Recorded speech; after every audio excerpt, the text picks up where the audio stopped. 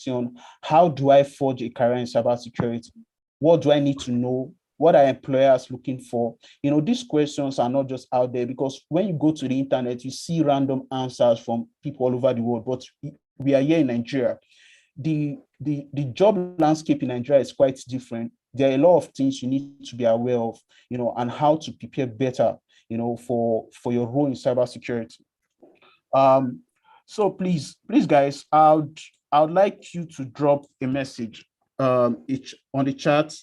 If any of you have experience right before now in cybersecurity, you could drop a yes or a no. All right. Now. Hello? Somebody? Yeah? Is someone saying something? So please, if you have already started a career in cybersecurity, please drop a yes or a no. I would like to, and secondly, if you have any IT-based experience right before now, also drop a yes or a no on the chat. I would like to also have kind of have an overview of what the kind of people I'm dealing with, so that I will know the best way to move from here. So like I was saying, let's talk about career path in cybersecurity. What exactly where should I start, and why should I start a career in cybersecurity? Okay, so majorly because security role is very crucial for almost every industry in Nigeria, especially for the financial industries. Security is very important, when it comes to compliance, when it comes to regulatory, to meeting regulatory compliances. Security is a main thing, guys. So it is very important that you know that you play a very huge role when it comes to protecting company resources from unauthorized access. And also, if you are considering a career in cybersecurity, also going to be an opportunity for you to also kind of impact your society, because in a way, cybersecurity professionals helps a lot of people when it comes to protecting assets, both individually and also within the industry, like in any organization. And also it comes with a very good pay. So as you grow, in cybersecurity, it also comes with a very good pay, because the reason being that there's a lot of gap when it comes to cybersecurity job roles, not just here in Africa, but in the world. When you're looking for experienced professionals in cybersecurity, there's a lot of gap. Ideally, there was a report that was said that it takes almost like 6 months for any company to look and get an experienced cybersecurity professional. So that means in the job market, the scarcity is just out there. So you considering a career in cybersecurity is very important, because it's going to help out to ensure that you are highly sought after, right?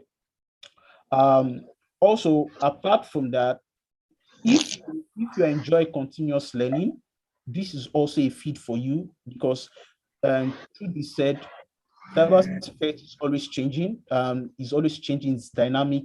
You can see a threat today, tomorrow it's something else. Today is ransomware, tomorrow is virus, and there's need for you to find new ways to provide security controls in any industry you find yourself. So it's just like a cat and rat. You see the attackers looking for different ways to bypass access and steal credentials, steal data. So your own goal is to ensure that you protect the industry where you are, to ensure that security compliances are met, security controls are in place. So because attackers are always looking for new ways, and you also have to be on your toes to look out for new ways to ensure that security controls are in place. So it's always it's a field that involves continuous learning. So there are a lot of opportunities because of the career paths. And for me, I think cybersecurity in itself is one of those fields that have a lot of career paths, and it's easy for you to branch from one path to another. For example, today you are a cybersecurity engineer. Tomorrow you are branching out to become a cybersecurity analyst, and maybe in years future, your plan is to be a cloud security engineer. So, because of the demand, it's easy for you to move. So that's why it's a field, that you find interesting. You find so many opportunities. You are doing pen testing today. Tomorrow you are within the defensive aspect of security. So there's a whole lot of opportunities when it comes to security. So I would also like to say that basically, sorry, I don't know if you guys are hearing me. Are you guys hearing me? Yes, we are. Okay, so yes, we are. yeah, so please don't, we've not started the lecture. We've not started any session. This is an interactive session. So please, this is the point where I expect you guys to ask me any question, or drop it in the chat. If you have any question, this is the time you need to ask me, because to be honest with you, I don't know if I've introduced myself. Currently have 6 years experience in the IT industry, but 3 years specifically in cybersecurity, and I've worked majorly for cybersecurity consulting firm. I'm currently in my second company, work also a cybersecurity consulting firm, and what we do is that we work with a lot of banks, a lot of financial institutions, and also majorly different industries that want to deploy solutions, cybersecurity solution, either offensive or defensive, within their network. So we deploy, we support, and we also carry out vulnerability assessment for these companies, right? So I have experience working with a lot of banks, ranging from Access, Keystone, eTransact, a lot of financial institutions, and the kind of solutions that I've deployed range from EGL, endpoint detection and response, endpoint security solution, database activity monitoring, privilege access management. That is for it's majorly called PAM, privilege access to control privilege on systems. Also, I've worked with SIEM solutions, right? Then vulnerability assessment solutions, and penetration testing solutions too. So just across, because if you are working within the cybersecurity consulting firm, you tend to be exposed to a lot of security solution as compared to if you are working in a bank. If you are working in a bank as a security personnel, you are exposed to just the solutions that are used within that firm. But because as a consultant, your service is being requested, by a lot of people, both SMEs and large organizations, to deploy solution, ranging from the network layer to the endpoint layer. So that's why I said this is an interactive session, and I've kind of studied the cybersecurity landscape within Nigeria, and I know that it has a different playbook, when compared to other aspects of the world. That's why I want you to ask any question when it comes to, because that's why I'm doing this session, basically to talk to you guys about career in cybersecurity, what to expect, and how best to prepare yourself. So basically, cybersecurity domains fall into two aspects. As you can see on the screen, the first is security architecture, and the second is security and risk management, right? Within the security architecture, this is where you deploy security solutions within the infrastructure of an organization. Here we talk about data protection, cloud security, security, web application security. This all fall within the security architecture. So like I was explaining to you guys earlier, when you're talking about endpoint security, like antivirus solutions, endpoint detection and response, SIEM solutions, this all falls within the security architecture. So that is just one aspect. Then when it comes to security and risk management, this is where you carry out vulnerability management, penetration testing, ensuring that you meet compliances. So this is where you see a lot of financial institutions carrying out VAPT, that is vulnerability assessment, quarterly, to ensure that they pass their audit assessment, right? So that is where this is where you talk about risk management. You have the IT auditors, the risks, what they call them, the risk assessment personnel. They come to assess your environment. So basically, if you are interested in ethical hacking, what's it again? Penetration testing, you will fall within the security and risk management aspect of security within that domain. So I don't know if you have any question in this place. If you have any question, you could drop it in the chat, or you could wait after this session, then we can have further discussion. So let me go on. Okay, let's take a look at what are the prerequisite knowledge you need for cybersecurity role. Are you coming from a non-IT background, or are you coming from an IT background? What do you need to know? What exactly do you need to be aware of? The number one prerequisite is networking, guys.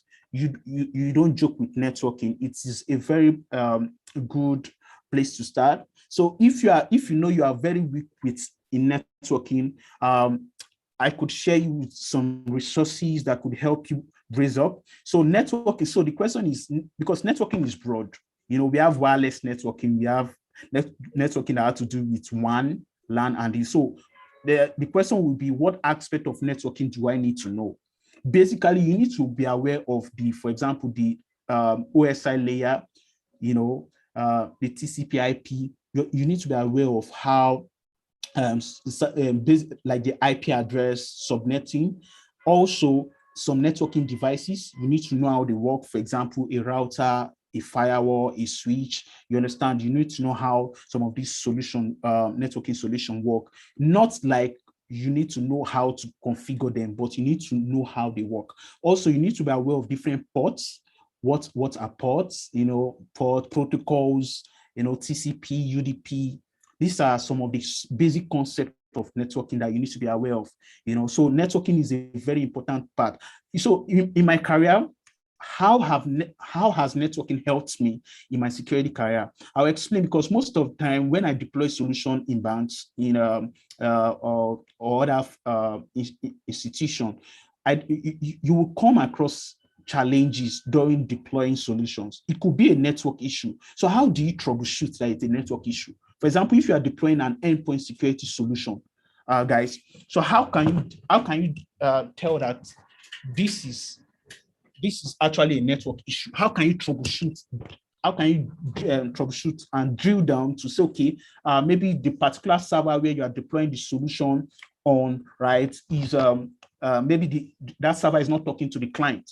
I'll just give you a typical scenario. You have a server and you have like 10 endpoints, and you want to deploy an antivirus solution, right? So you deploy the antivirus solution. It has a management console. You will deploy it on the server, right? Then you are going to deploy the antivirus agent on those 10 endpoints. Now, if you come across a situation where after deploying the agent and the antivirus agent on the endpoint, and there's no communication between the server and the agent, or for whatever reason, there's no log, or there's no feedback, you can't deploy policy from the server to the agent, how do you troubleshoot that? That is where your networking skill come into play. You should be able to telnet, you should be able to check for ping, you should be able to see if, basic troubleshooting skills come into play. Is the DNS resolving? You understand? You should be able to look at, so if it's an environment where Active Directory, where they have Active Directory, you should be able to check if, and they have DNS server.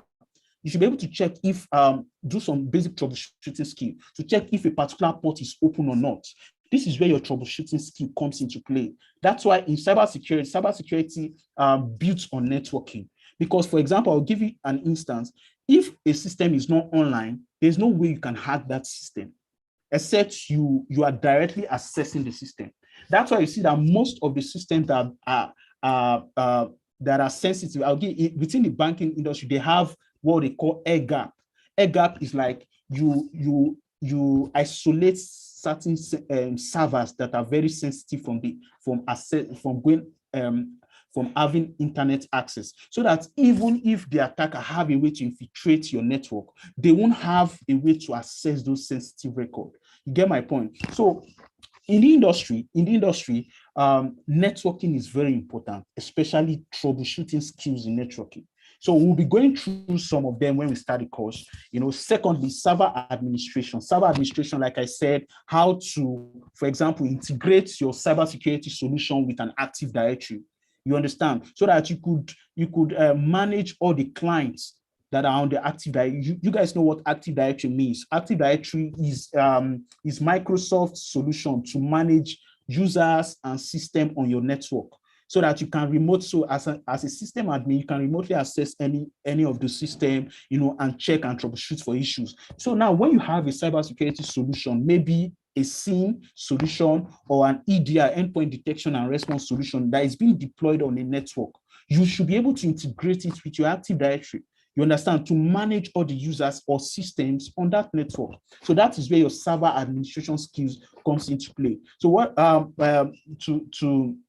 to make it clear, as a cybersecurity professional, if you are within the defensive aspect of cybersecurity, you want to have a lab. So it is very important that you know how Active Directory work, basic knowledge of Active Directory, to manage a network. Because if you are working with clients, some of them will just tell you that, oh, your solution is not working. You should be able to troubleshoot and drill down and let them know the root cause of the problem. Thirdly, endpoint devices. Endpoint like Windows, Linux. This is where Windows and Linux come into play. Of course, you guys are very much aware that as a cybersecurity professional, you must know more than one operating system. You must know beyond the Windows operating system. You must know how to troubleshoot Windows operating system, using command line, and also on the Kali, on Linux operating system. Because why? Most servers for example, I'm sorry that I keep referencing the bank, because in Nigeria, banks seems to be one of the highest demand for security, because of banks, what's it called again? What's it called? Let me just put it as financial institutions seems to be on the highest demand for security. So, and even other industries like insurance firms and the likes, most of these organizations have their servers on Linux operating system.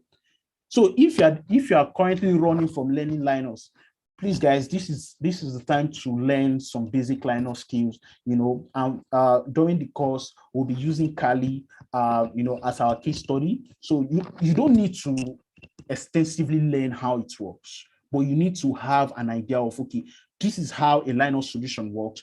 If I want to deploy a cybersecurity solution on a Linux environment, how should I do it? You should be comfortable with some of the basic commands.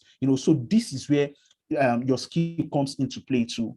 So fourthly, internal flows and processes. Yeah, this is where you talk about architecture, because most of cybersecurity solutions, I'm talking about defensive, even offensive, they have certain processes, they have certain internal flows, how they work. You should be able to be, you should be aware. I'll give you an instance in this case. For example, if you are deploying an endpoint security solution, or an advanced persistent threat solution in a network, and you have 300 systems that you want to manage. Now, will you be deploying the agents one at a time manually on those 300 systems? No, you won't do that. You have to figure out a way how to deploy those agents in batch to those 300 systems and manage them, seamlessly. So this is very important. This is where processes comes into play. You understand, you need to understand risk processes, risk internal framework, business continuity processes, backup processes. How is backup done in an environment? Every cybersecurity solutions needs to take backup very seriously, because there's a database. So if there's a crash, you as a consultant, you'll be called and you see customers complain, for example, like, why didn't you advise us? Why didn't you give us a professional advice that we should back up our data? I've worked in a bank. I think I've gotten this kind of experience within the banking system. I think about 2 banks. We deploy a cybersecurity solution to manage about 5,000 endpoints for the bank. And at a point, we didn't know that the bank wasn't backing up their records. They were not doing a snapshot of the VM where the cybersecurity solution was deployed. Secondly, they were not taking a full backup. They were not even doing, what's it called again? What's that other type of backup? We have full, we have, who can remind me? There are about 3 types of differential backup and the like. So they were not doing those backups. Then at a particular time, that particular security solution, that server crashed. Then when they called us to come back and investigate, come back and bring it up, we discovered that there was no backup. We have to start all over from the scratch. Then the question the client was saying is that, why didn't you advise? Why didn't you advise? Why didn't you tell us? So don't assume as a security professional that your client knows what to do. You should be, so that's one of the lessons learned. You should be able to cover all endpoints. Make sure that whatever security solutions you deploy or you are working on, make sure, think about continuity, think about disaster recovery.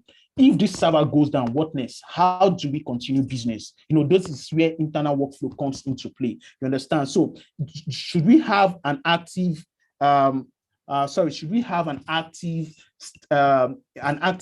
environment or an active standby environment where we have a replica of this of the server, that will be running, in the background, so that if one of them fails, the other can come up. So you need to think about business continuity, and like I said, and risk management.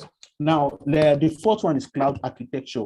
Of course, you guys will be aware, you guys are aware that due to the COVID-19 issue, a lot of businesses are going remote. Now, cloud security, guys, is one of the most demanding aspects of security right now. Even in the US, AWS security, Azure security, these are hinting. In Nigeria, most industries are still doing like hybrid kind of, like some part of their workload resources are in the cloud, while others are still on-prem. So, but cloud security is a way to go, guys. If whatever you're doing, whether you are doing pen testing, you're interested, make sure you are also building an interest in cloud security. That is the future right there. So the last is regulatory environment. In terms of compliance, businesses are being audited every now and then. So you have to be able to, one of the major role for cybersecurity personnel is to be aware of regulatory frameworks like PCI DSS.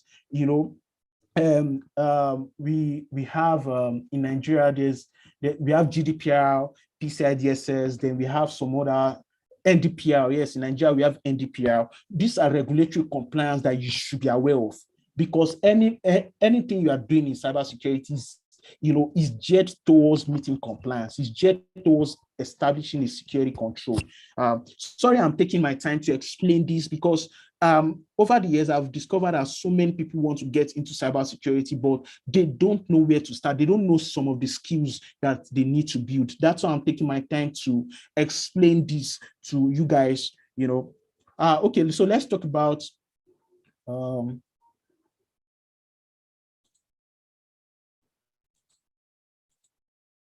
sorry.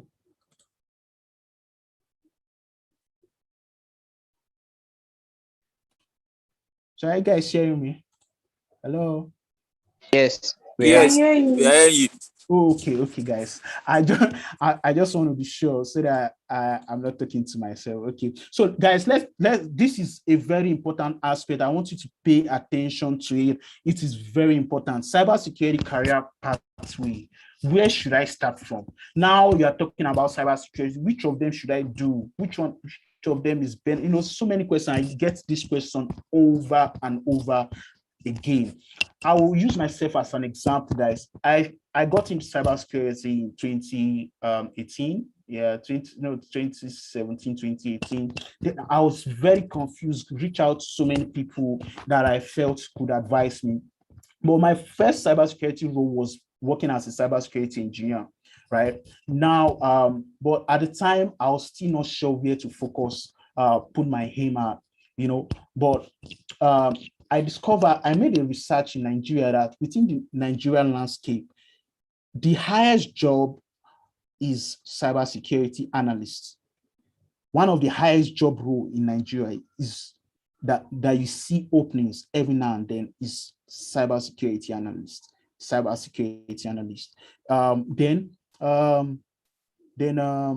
cybersecurity engineers. Cybersecurity engineers are those that mostly you see cybersecurity consulting firm like Digital Encode, like the company I work for, Tiger Logic and the likes. They employ cybersecurity engineers to help them deploy and support solution. Security analysts, you see companies like CyberSoc, Cyberdome, these are security. These are also security management service provider. So they help companies in terms of monitoring and investigating threats. You see the likes of this company like CyberSoc and Cyberdome looking for cybersecurity analysts. You even see insurance firm looking for cybersecurity. Even in the bank, you see cybersecurity analysts, right? Then in the bank, you see IT auditors, and then very few companies have opening for incident analytics. So the question is, where should I start from? If you have any of these on the feeder roles, these are people that have some experience with networking, software development, system engineering, like laptop repairs, or you're coming from the financial industry or anywhere you are coming, maybe you study geography or anything in school, you are under the feeder role. Where should I start from? My advice is that if you're in Nigeria or in Africa, let me put it that way, let me streamline. If you're in Africa, guys, my advice is to start up as a cybersecurity engineer or a cybersecurity analyst. That's where you should be aiming at. But you need to start up as a junior cybersecurity analyst. Junior cybersecurity analysts fall in within the cybersecurity technician.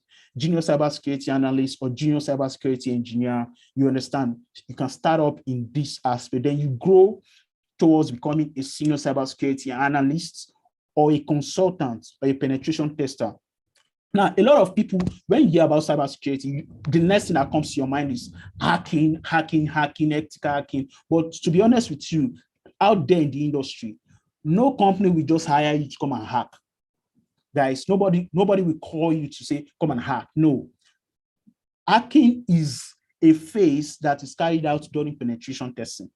And now, I also did my research. In Nigeria, most companies does not have opening for penetration tester. So if you are starting off a career as a penetration tester, guys, the likelihood that you get a job offer might be slim. Why? I will explain to you. Like financial institutions, insurance companies, and the like, right? If they want to carry out audits and they want someone to carry out vulnerability assessment and penetration testing, they will go and search for a third-party company. Like Digital Encode is one of those companies that does VAPT. VAPT is it my network? I can't hear the speaker anymore. Oh, okay. Can you guys hear me, please? Yes, we can hear you. We can hear you. Oh, okay. Yes, we can hear you. Sir, I think it might be. With you, sir. Please, if you can't hear me, let me know, please. I really want, my goal, to be honest with you guys, my goal is to ensure that everyone joining this program gets a job. That is my goal. That's why I signed up for this program. I want to help as many people as possible, to get their career, to get a job in cybersecurity. That is why I actually signed up. So if you're having issues, let me know. Okay, so like I was saying, guys, I was trying to explain to you what many people don't know. If you say cybersecurity, many people say, you are doing hacking, I want to learn hacking. But that is not in reality. That is not what you should be aiming at, right? You should be aiming at getting an experience as a cybersecurity analyst or a cybersecurity engineer. I'm using Nigeria or Africa as a case study. I'll come to the world later, but because this is where we are, so that's why I'm using this country as a case study. a lot of companies look for cybersecurity analysts to help them manage their SIEM solution, EDR solution, or a cybersecurity engineer. I think somebody's, please, can you mute? If you're not muting, please mute. Just continue. I'll mute the person. Okay. Oh, thank you. Okay, okay, guys. So, like I was explaining, put out your career as a cybersecurity analyst or cybersecurity engineer. Pen testing, yes. If you want to be a pen tester, I'm not discouraging you. It is good, right, to be a pen tester, but you try and add other skills. Try and work towards, because this is what I found out from my research. A cybersecurity analyst, a cybersecurity engineer can also do the work of pen testing. But a pen tester cannot do the work of a cybersecurity analyst or a cybersecurity engineer. It is very rare. So penetration tester, use tools to conduct penetration testing within an environment. But let me ask you guys, is it every day that a company will be carrying out penetration testing? No. The reason why a company does penetration testing is because they want to meet compliance requirements. They want to meet audit requirements. That is it. So after they've passed audit requirement, till maybe next 6 months. So ask yourself, is it a very demanding role? No, guys, I'm telling you the truth. But is it something that you should build? Yes, you can build penetration testing skills as a cyber. Currently, that is what I do. So I consider myself as a blue teamer. I do more as my job role. I do more of defensive. Then my personal stuff, I do offensive, right? So I can carry out penetration testing. And also I made a research and I discovered that technology is actually changing. These days, there are tools that can carry out automated penetration testing for you. So there are tools, that is what companies are going for. Companies are looking for the easy way out. So I will tell you some of those tools are, for example, Rapid7. Rapid7 can help you do vulnerability assessment very well. Very, very well. I've deployed that solution for a company. I was amazed. They have a very good reporting. So the question is, if you are doing penetration testing manually, how far will you go? When there are tools these days that can do that, that can automate those processes. I don't know if you get my point, guys. So I'm just trying to let you know where exactly you should place your emphasis in terms of career path. So I would advise, like I said, but if you're coming from financial and risk analysis part, you could go into the IT auditing aspect. But there again, I've seen engineers from cybersecurity analysts or cybersecurity administrator engineering role becoming IT auditors. Yes, in the banks, I've seen it. So IT auditors, most of the time, are those that are promoted from the cybersecurity analyst role. It is very difficult. I'm just telling you, like, based on my research, I stand to be corrected, but I've done a lot of research because I work and I have a lot of friends in this industry. I talk to them every now and then. I've seen what is happening out there.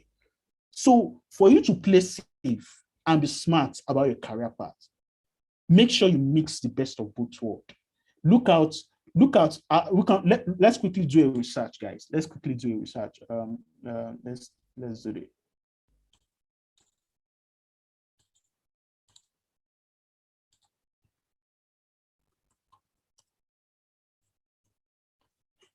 Hi guys, see my screen?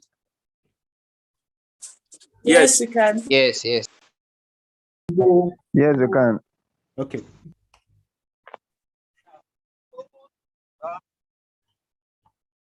Can you see? Okay.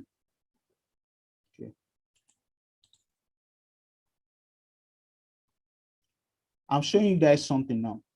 Ethical hacking role, or sorry, job, any job or role in Nigeria. How many came out, guys? Ethical hacking, security, blah, blah, blah. You can see. Let me show. So I want to show you some of the things I've tried to look at. You can see now, I open ethical hacking job role. You can see security service engineer, cybersecurity instructor, blah, blah, blah. Okay, now let's go and look at some other thing. I don't know, someone dropped a message. Okay, so I want to go back and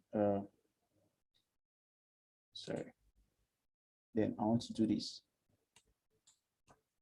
Cybersecurity analyst.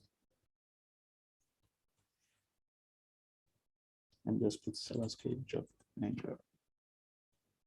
Guys, you can see IT security specialist, cybersecurity officer, you can see security analysts in a SOC, in Access Bank. You can see, so if this is what I'm trying to tell you guys, if you go and look out for penetration testing role, ethical hacking role in Nigeria, there is a very slim chance because ethical hacking is not a job role. Ethical hacking is a phase of penetration testing, is a skill that is built. So please don't get it confused. What you should be building is, look, you can see this is a cybersecurity analyst role in Access Bank. So majorly what this person will be doing is managing SIEM, the SOC monitoring. You can see SIEM emails, basically level 1 SOC analyst, investigating threats and the likes. You can see what I'm showing you guys. So majorly on SIEM solution. Now, I want to ask you, SIEM solution, where does it fall? Is it an offensive or defensive? SIEM solution, deploying SIEM solution, supporting SIEM solution is a defensive aspect of security. So that shows that you need to learn defensive, then also build your offensive skill. That will give you a very good edge, guys. That will give you a very good edge. I want to also show you something. What somebody sent to me on my LinkedIn. I'm trying to make this as practical as possible. I want you guys to see what is happening within the industry, right? So that you know what's happening out there. Currently, I'm working as a cybersecurity engineer. Someone sent me a job role for what's it called?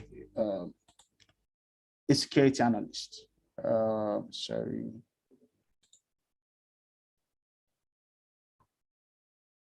Okay. Can you see my screen, guys? Yes, Yes. I can see your screen. This was like, so this was like about last week. Somebody like the HR in this company sent me a job role for a cybersecurity analyst. I actually turned it down because it's because personal reasons and because of it is in Abuja, it's not in Lagos. So I was not ready to leave Lagos.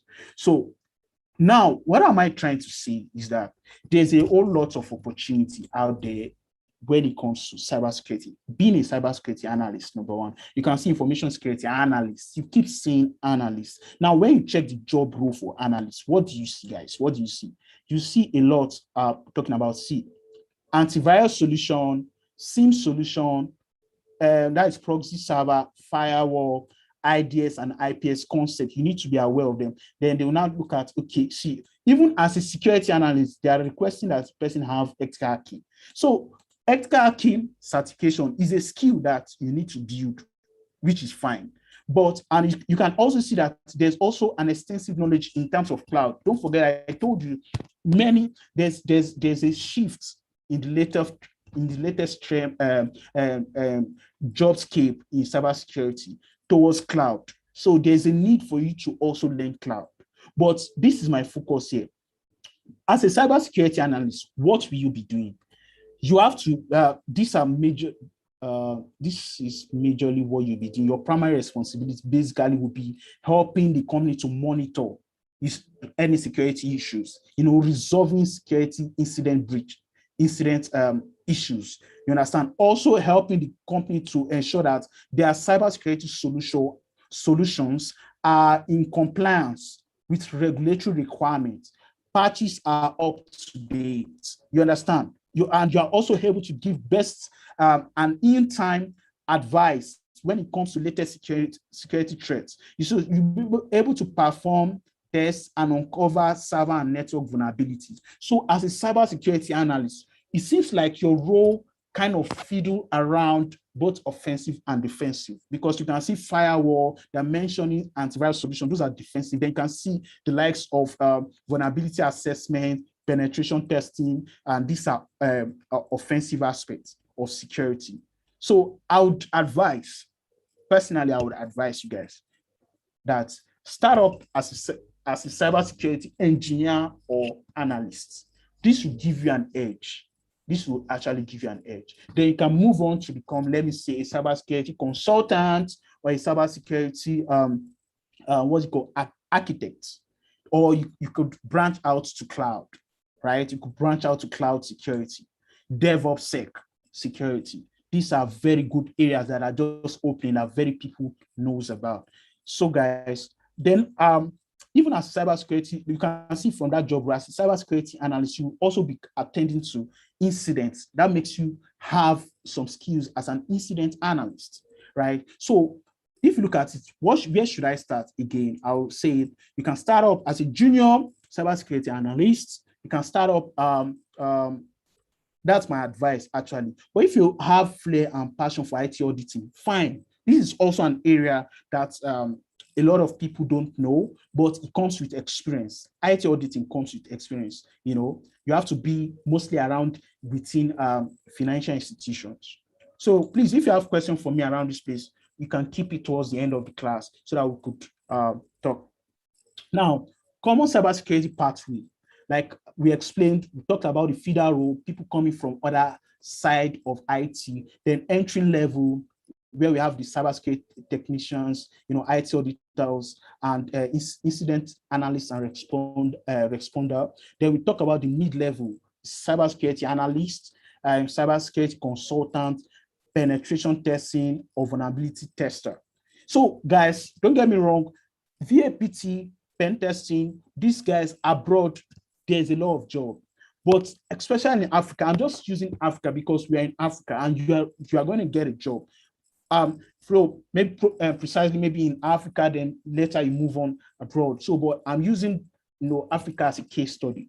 That's why I say going out, aiming to become a cybersecurity analyst is a very good thing, or a cybersecurity consultant is also great. Also great. Then advanced level, becoming an architect, an architect, a senior cybersecurity engineer is also something that you should look out into. So let's take a look at, in cybersecurity, there are formally there are 7 landscapes, but at the moment, I think there are 8. Sorry, pardon me for this diagram. So the first is the human landscape.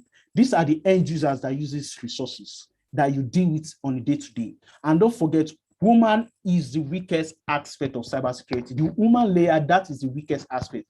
That is the aspect where most attackers tend to infiltrate, to get to other layers of cybersecurity. Then the second layer of security is the perimeter. That's where we have the firewall, the WAF solution. WAF is what's it called again? Application, okay, wireless application firewall, that is WAF. Then we have the firewall solution. You have your DMZ, demilitarized zone. That is where you have DDoS. There's also a distributed denial of service solution being placed at the firewall layer. Your proxy solutions, those are at the perimeter layer to ensure that anything that is coming into your network is checked. Any traffic, you have firewalls with access control lists, what's it called, policies that are configured on those firewalls to check for valid packets and invalid packets and drop those ones that are not valid. So that is your perimeter security. Majorly firewall solution, advanced switches solution, WAF solution, like I explained. Then there's what they call F5 and DDoS solutions. These solutions sit on your perimeter to ensure that they protect your servers, your web servers. You understand? So your web server does not talk directly to the internet. Your web server is behind your firewall, so that your firewall, control traffic, drop any packet that is coming from attackers. You understand? Maybe ICMP ping protocol is blocked. You understand? It's blocked any ICMP protocol that is coming from the internet. You understand? Or any packets that is from a port that is not allowed into your network. That's what the perimeter. Now let's talk about the network. The network is within your internal network. Now you have solution like forced out.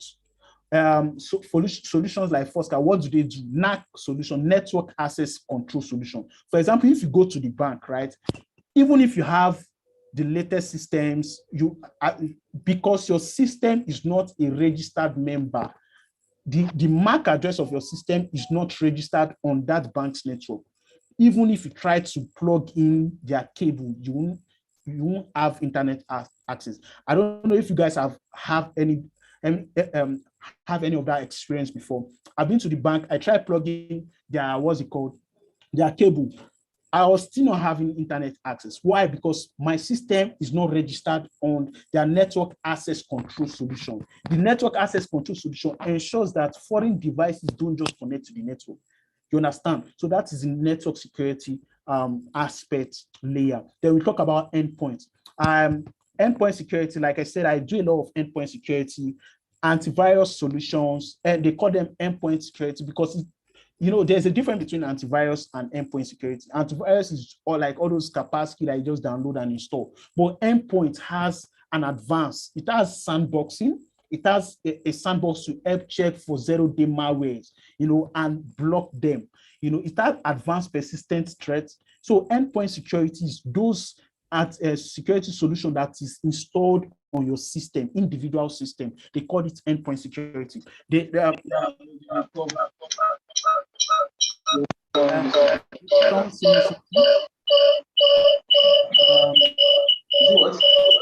you help me? Somebody, can you help me? Yes, we can. Yes. Okay, thank you. Yeah. So, guys, that's so for the endpoint security. Like I was saying, apart from the advanced persistent solution that I talked about, there are other solutions like data loss prevention. I keep referencing the bank, the financial institution, because they tend to take security more serious than other institutions. For example, if you are working in the bank, you see that you cannot copy a file out on a flash drive. Why? Because there's a solution called data loss prevention. It ensures that you don't copy any information, any sensitive information out of that network. You understand? Data loss prevention solution. It also ensures that you cannot copy and paste. For example, if you try to copy maybe a customer PIN or credit card, you cannot copy it. Even if you try to send it via mail, you cannot send mail to an external email address like Gmail because the bank has their own unique domain. So that is endpoint security. There are a lot of security solutions in the endpoint, and it's a very good aspect of security. And like I said, guys, this aspect of security, you don't just learn them. It is when you have internship position, maybe mostly with cybersecurity firm or maybe with an organization that have an endpoint security that you think, this is how this kind of solution works. That's why they are highly sought after. Now, application security drills down to applications, carrying out dynamic and static testing on applications like your Android. All this set of application softwares go through a series of tests. So they also go through a series of, they are built based on certain frameworks to ensure that they are not bypassed, like there's no security breach on these applications. Also, even within your network, there are certain applications that are very sensitive. There's a way, there are security solutions that you can deploy to ensure that those applications are secure, are very secure, very, very secure. I'll give, for example, like an ATM machine. There's a security solution that is called application control that you can deploy on an ATM machine. Even though for the next 20 years, you don't even need to patch that ATM, it will still be secure. What that solution does is that it ensures that no file is executed. You can't run any .exe or any file whatsoever that you have not whitelisted. Only the set of files that you have whitelisted that can run. Any other files cannot run on that system. So there's no way that that system can be infected with virus or Trojan. You get my point, guys. Now, a very big part of cybersecurity is data security.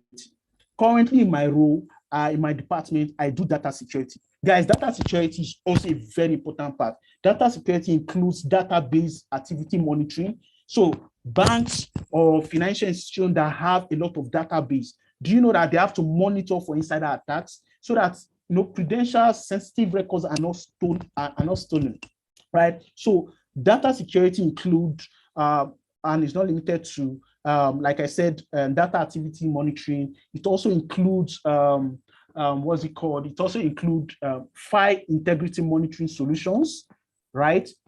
Because you are managing data, you are managing any change in a file.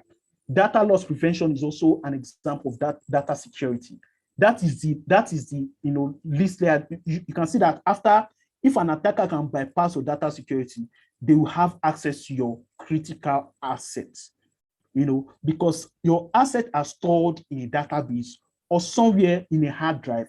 So if your data security is breached, then you are gone, guys. You are going. So these are the layers. Then the last layer that I talked about, I said there are 8 layers, is cloud security. That is the latest in town, cloud security, where you have identity access management, multi-factor authentication being enabled on the cloud.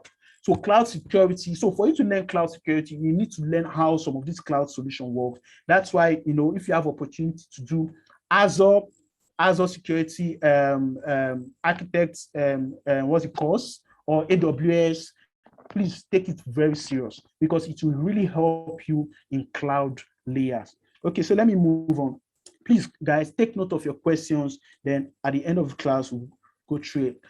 So career paths in cybersecurity. Career paths, the primary areas of concern include, like I said, cloud security, security analysts, we have penetration tester, bug bunters. So if you are very passionate, like you are passionate about ethical hacking, you like hack the boss, what's it called, try hack me, then consider being a bug bunters. But the truth about it is that bug bunters, it is only when they find bugs, right, or they find vulnerability in a website or in an application that is when they get paid.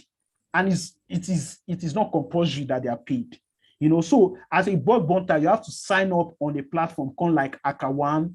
In Nigeria, I've just seen only one platform that looks like HackerOne, guys. I've just seen just only one platform. What's it called? Zumarock. Zumarock is also is more like an offensive cybersecurity solution in Nigeria, and they have a kind of something that is replica to HackerOne. I don't know if you guys know HackerOne. So HackerOne is a HackerOne.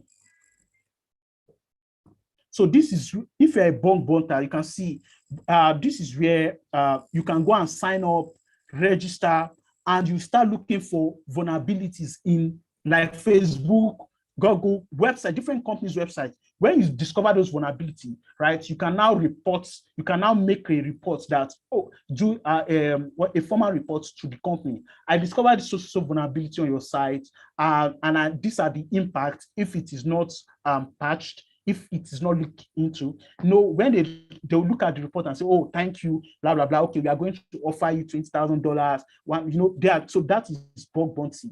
You understand? You look for bug, and if most likely you are being paid for it. But in this aspect of the world, I think most people are not looking into it because, guys, what about if you don't find any bug? That means you're not going to get paid.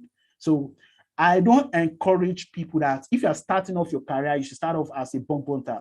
No, because you need to, you want to get paid, you want to grow with experience. So bug bunters comes with experience. So most of the time, penetration testers grow into becoming bug bunters. And bug bunters, for me, I feel that it is something that you can do like a side also. When you are less busy, you just try. And so it is not like you just, but there are people that actually focus squarely as a bug bunter. Now let's talk about cybersecurity architect and consultant.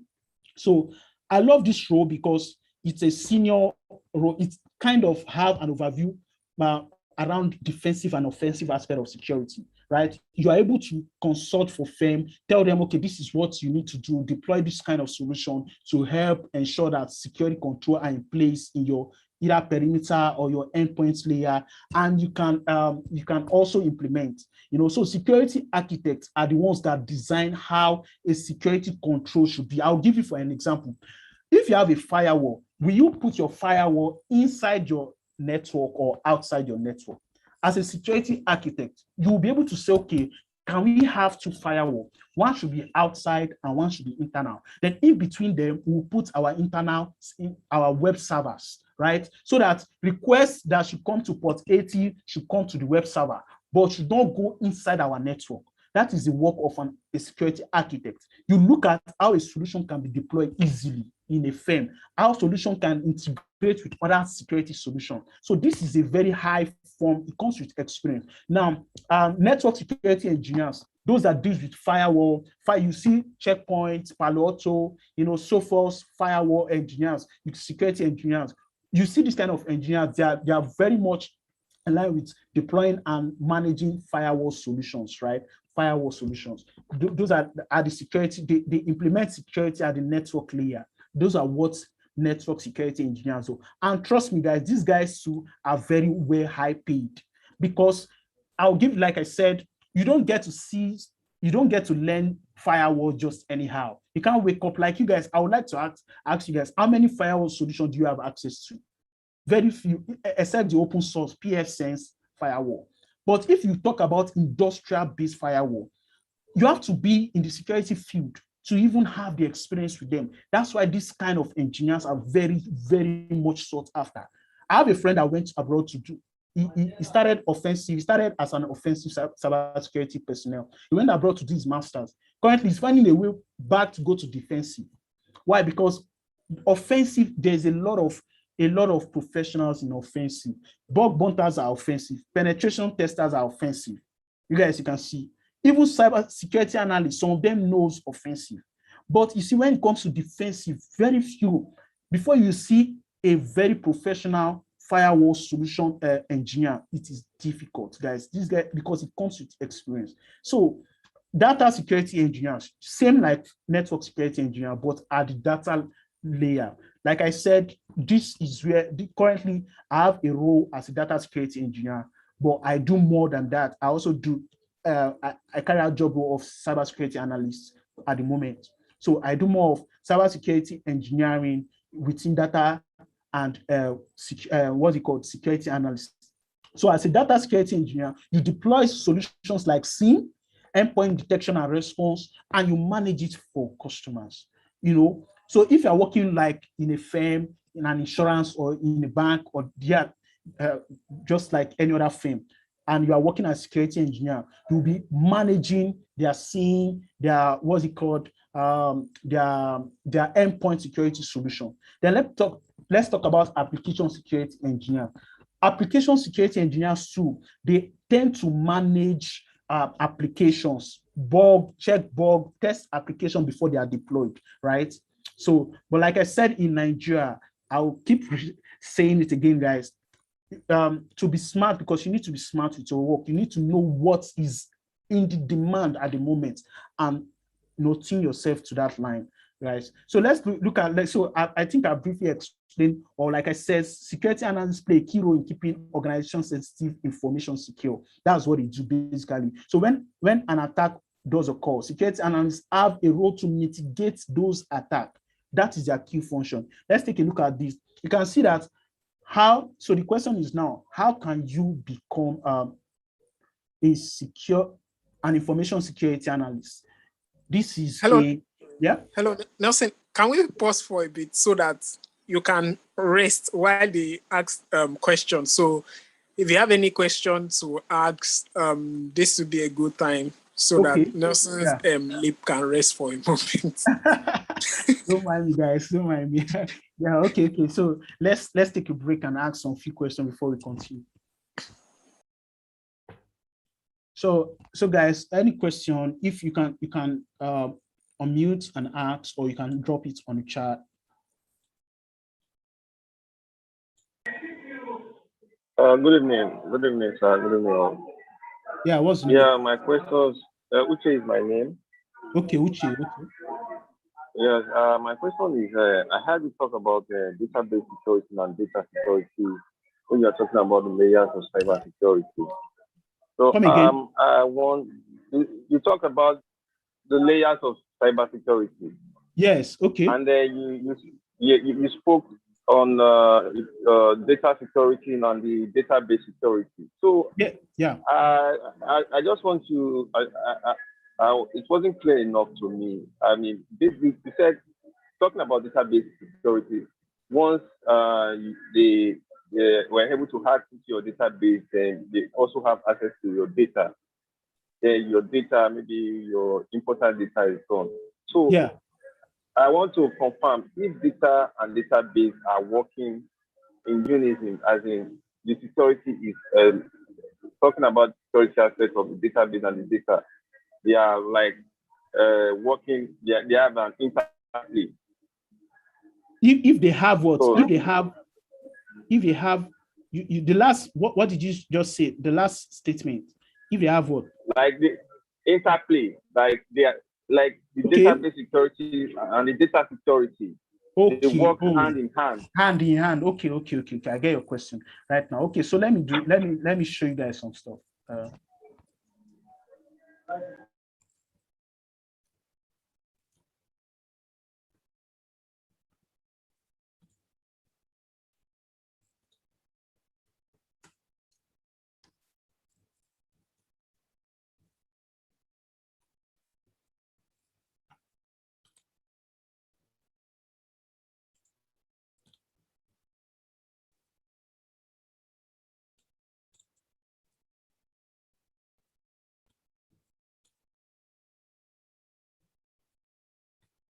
Okay.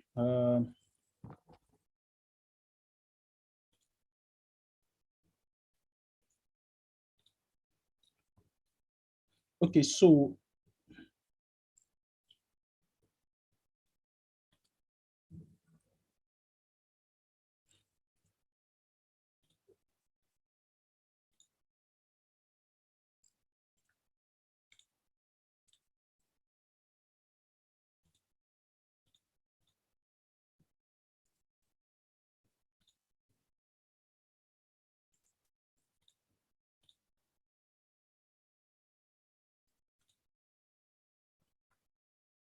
can you see my screen? Hello? Yes. Yes, sir. Okay, so I want to explain. Okay.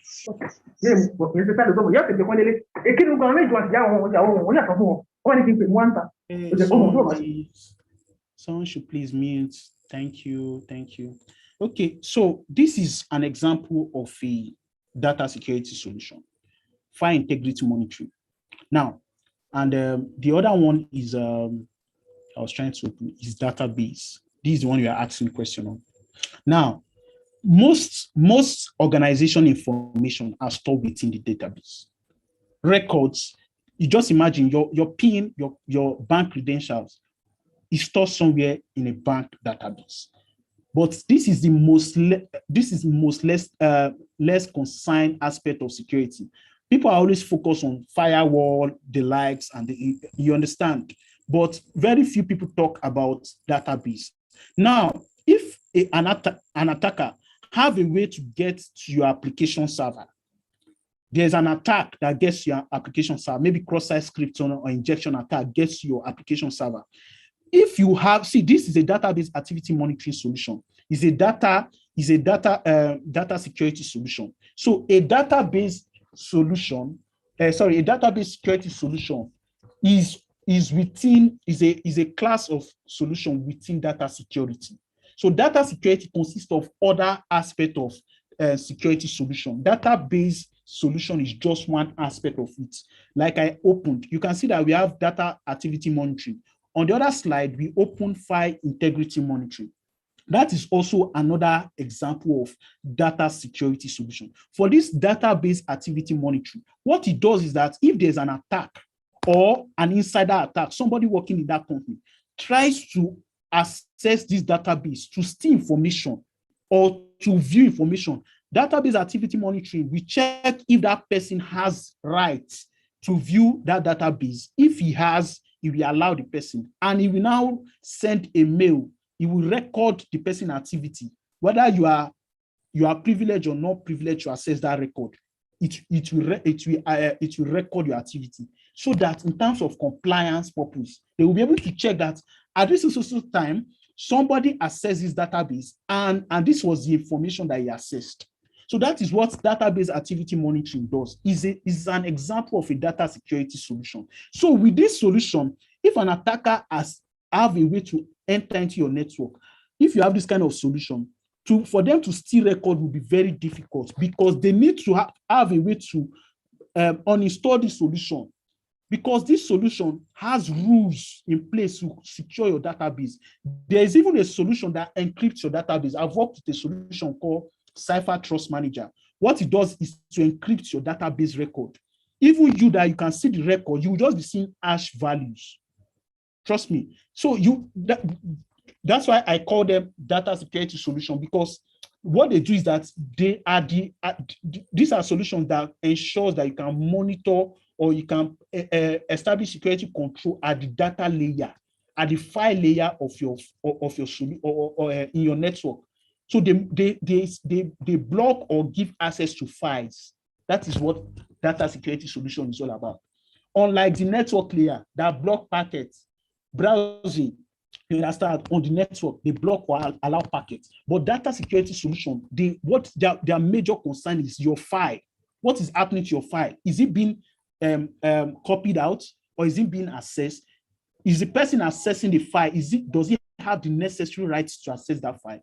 So this database activity monitoring solution, when an attacker tries to enter into the database, it will quarantine the attacker, it will block that user, and it will now alert the security solution. Now, this solution, you can now integrate it with what we call a SIEM, so that if there's an alert, the alert will get to the SIEM, and you as a security analyst will say, what is this alert for? You'll be able to see that, this alert is from the database activity monitoring, that there's an illegal access to a database. You will now start investigating.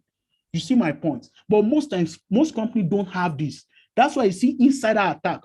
The question is this, like I asked many guys in the bank, how do you know that somebody that doesn't have the necessary right is accessing the database? How do you have visibility? Most times they don't. They will tell you that, well, we are not the one working with the database, so we don't know. So security is about having visibility in every of your network. So now, if I take you back to the file integrity monitoring, what this also that is also a data security solution, just like the data activity monitoring. The file integrity monitoring, if there's a confidential information, a confidential file, and you make changes to that file, this solution will log. You see, let me put it this way. A file is on this endpoint. If you make changes to that file or you try to send it via email, this solution will monitor and check what activity you have done. It will now send that alert to the file integrity server. That server will send it to the SIEM.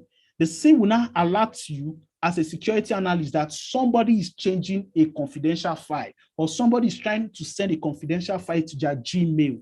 So file integrity monitoring, it monitors changes in confidential files. It's check if you have access or you have privilege to those information and monitor them. I don't know if this meets, if I answer your question correctly. So to reiterate, data security solution and data security they are integrated, they work hand to hand together. So that is what I'm just trying to explain that. So this work hand to hand on the security layer, they work hand to hand together. So is there any question? Other question? Oh, guys, sorry that I'm taking your time, but I'm just trying to ensure that we have a very good foundation. And please hold on. I'm still going to share with you what are the things I will be doing in line.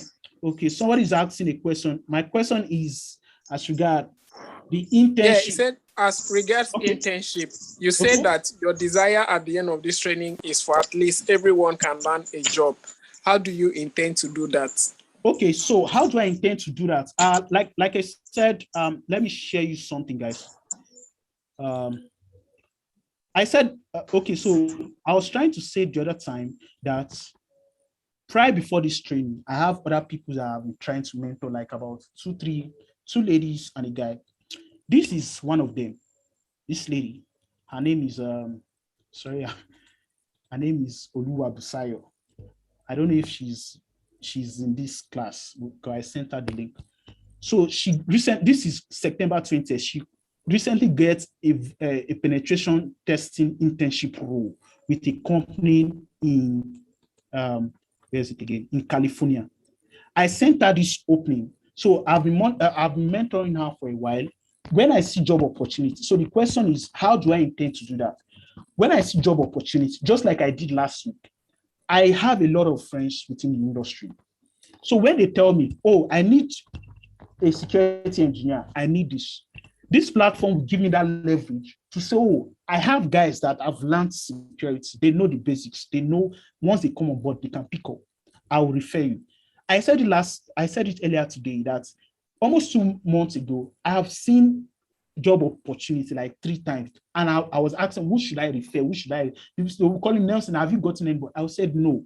So this is why this is also one of the major reasons why I'm joining the team to do this. So that once there are job opportunities, trust me, there are always job opportunities. There are also internship positions that comes up like this that I see on the regular. So I'll be pushing it to you guys. The second person also got, this is one person. The other girl that was also mentoring also got this role. You can see it too. This is another person. This is a junior colleague at my office that I sent this and I asked her to do this.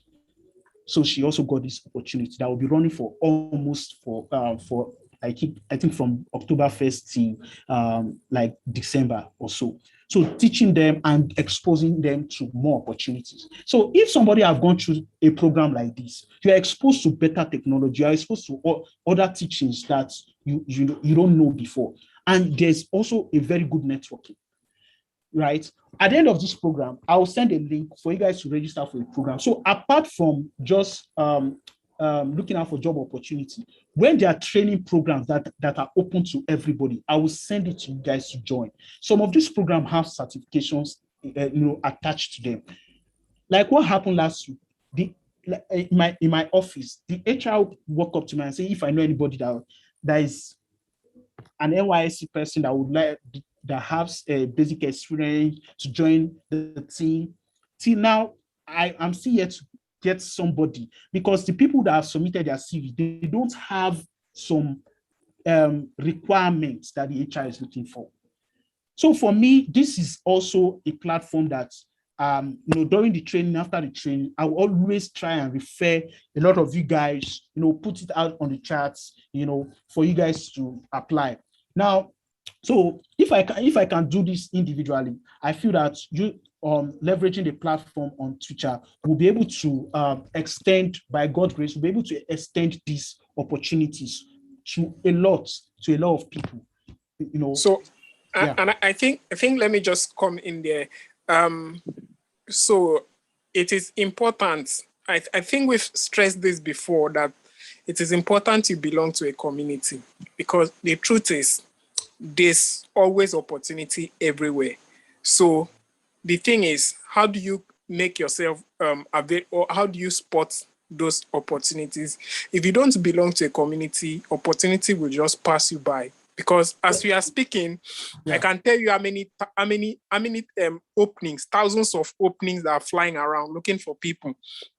So one of the things we intend to do is not just to teach, right? We want to build a community where we can make this opportunity available, okay? And then also see how we can help you grow your career as time. So it is not just a place where you just come and learn and go. It is a place, because aside from you just learning the technical skill, there are other soft skills that will be rolling out that will help you in understanding how to position yourself in the marketplace and all that. So it is important. And then the only way that we can do that is we have to be disciplined, because we have to screen out people that are serious from the ones that are not serious. That will now help us to, that this is even what we are working on. So if we have like 100 people that have signed up, because I think at the moment over about 98 people signed up, and then we just have like 20. So let's just filter out and know that, it is the 20 people that are here that we are focusing on. And whenever the opportunity, because the thing is, just like Nelson have said, CVs have come in, but who are the people that have technical skills? So we want to beat our hand to our chest and say, okay, if we send 2 people out, we can be certain that the 2 people we are sending out have the technical skills, okay, and they are better positioned to get to attempt some things, or when they are sitting with HR, they have self-confidence in themselves that, okay, we know this thing and we can crack this thing. So that's what we are looking at. It's just beyond, it is beyond the technical training that you'll be getting. Yeah. Thank you, Roland. So, like you said, is the community. You need to belong to a network. Trust me. My recent job, I got it based on my network. I was sitting down with somebody just having a chat, and he said, "Guy, come." I've heard one of the chief technical officer of this company is telling that, come and join us now. I was saying, "Yeah, okay, wow." That's how I got a job, And oftentimes I've come to discover. Trust me, I've come to discover oftentimes in these 3 years that I've worked within 2 cybersecurity consulting firms that most of the job is always based on referral. Trust me, most jobs are always based on referral. Trust me, I'm telling you, I'm giving that information for free. So the more you build your network, the more you are showing that you are serious, you are visible. Right now, if I know that you are very serious with cybersecurity, guy, I'll be pushing you. Like, come, I have somebody. I'll just be saying it. And when it's opportunity, like in my company, if opportunity, I'll say, guy, I have people. They will send their CV, you go for the interview and showcase yourself. That is how it is. It's about community. And apart from it, apart from the job opportunity, it's also about how do I put it? It's about rebuilding ourselves, encouraging each other, because it's a career path. A career path is a journey. You don't just start it. You have to maintain. You have to keep, okay, what is in line? What do we do?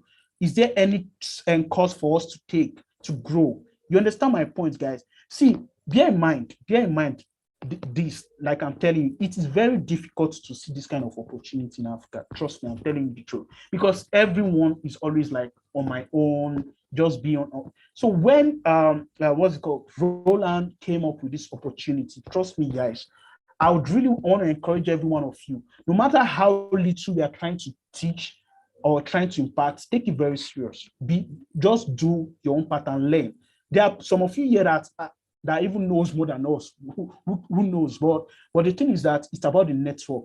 Keep building that community, keep building that opportunity, so that if there are opportunities out there, we can push it. And apart from this, there's a guy that I sent a trade micro internship role.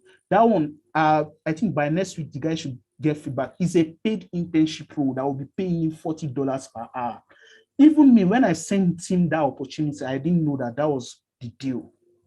I sent 3 people in my company. Only one of them took it serious and applied. Now he's at the last stage. Trade Micro is a cybersecurity company, right? Just like McAfee, Sophos, and the like. But they don't have a footprint in Nigeria. Now they're looking out to train and to have their support engineer for the first time in Nigeria, and they'll be paying them in dollars. People saw that opportunity. I was sending it because the reason why I didn't apply, because they were not looking for experienced guys. They were looking for guys like you guys. So imagine we've started this program earlier before now. I would have sent it, and I'm so sure that some people here would have gotten that opportunity too. So these are the things that I really want. We at Twicher want to be pushing out, to build a community, like Joseph said, so that we can all grow together towards, achieving our own career goals. Yeah. So I don't know if you guys still have any question. So like I said, today's training is not about going straight to teaching. No, today is about talking about your career, your doubts. What do you think? How do you think we can help you? So that, because I really want our expectation to be in line with each other. So what do you aim to achieve from this course is that, like I said, practical experience. But you are also going to help us to build your own theoretical experience. 13 weeks, trust me, 13 weeks is not enough to go through a lot of training. But I saw something online. Joseph, are you still here? Hello? Joseph? I don't know if he's here.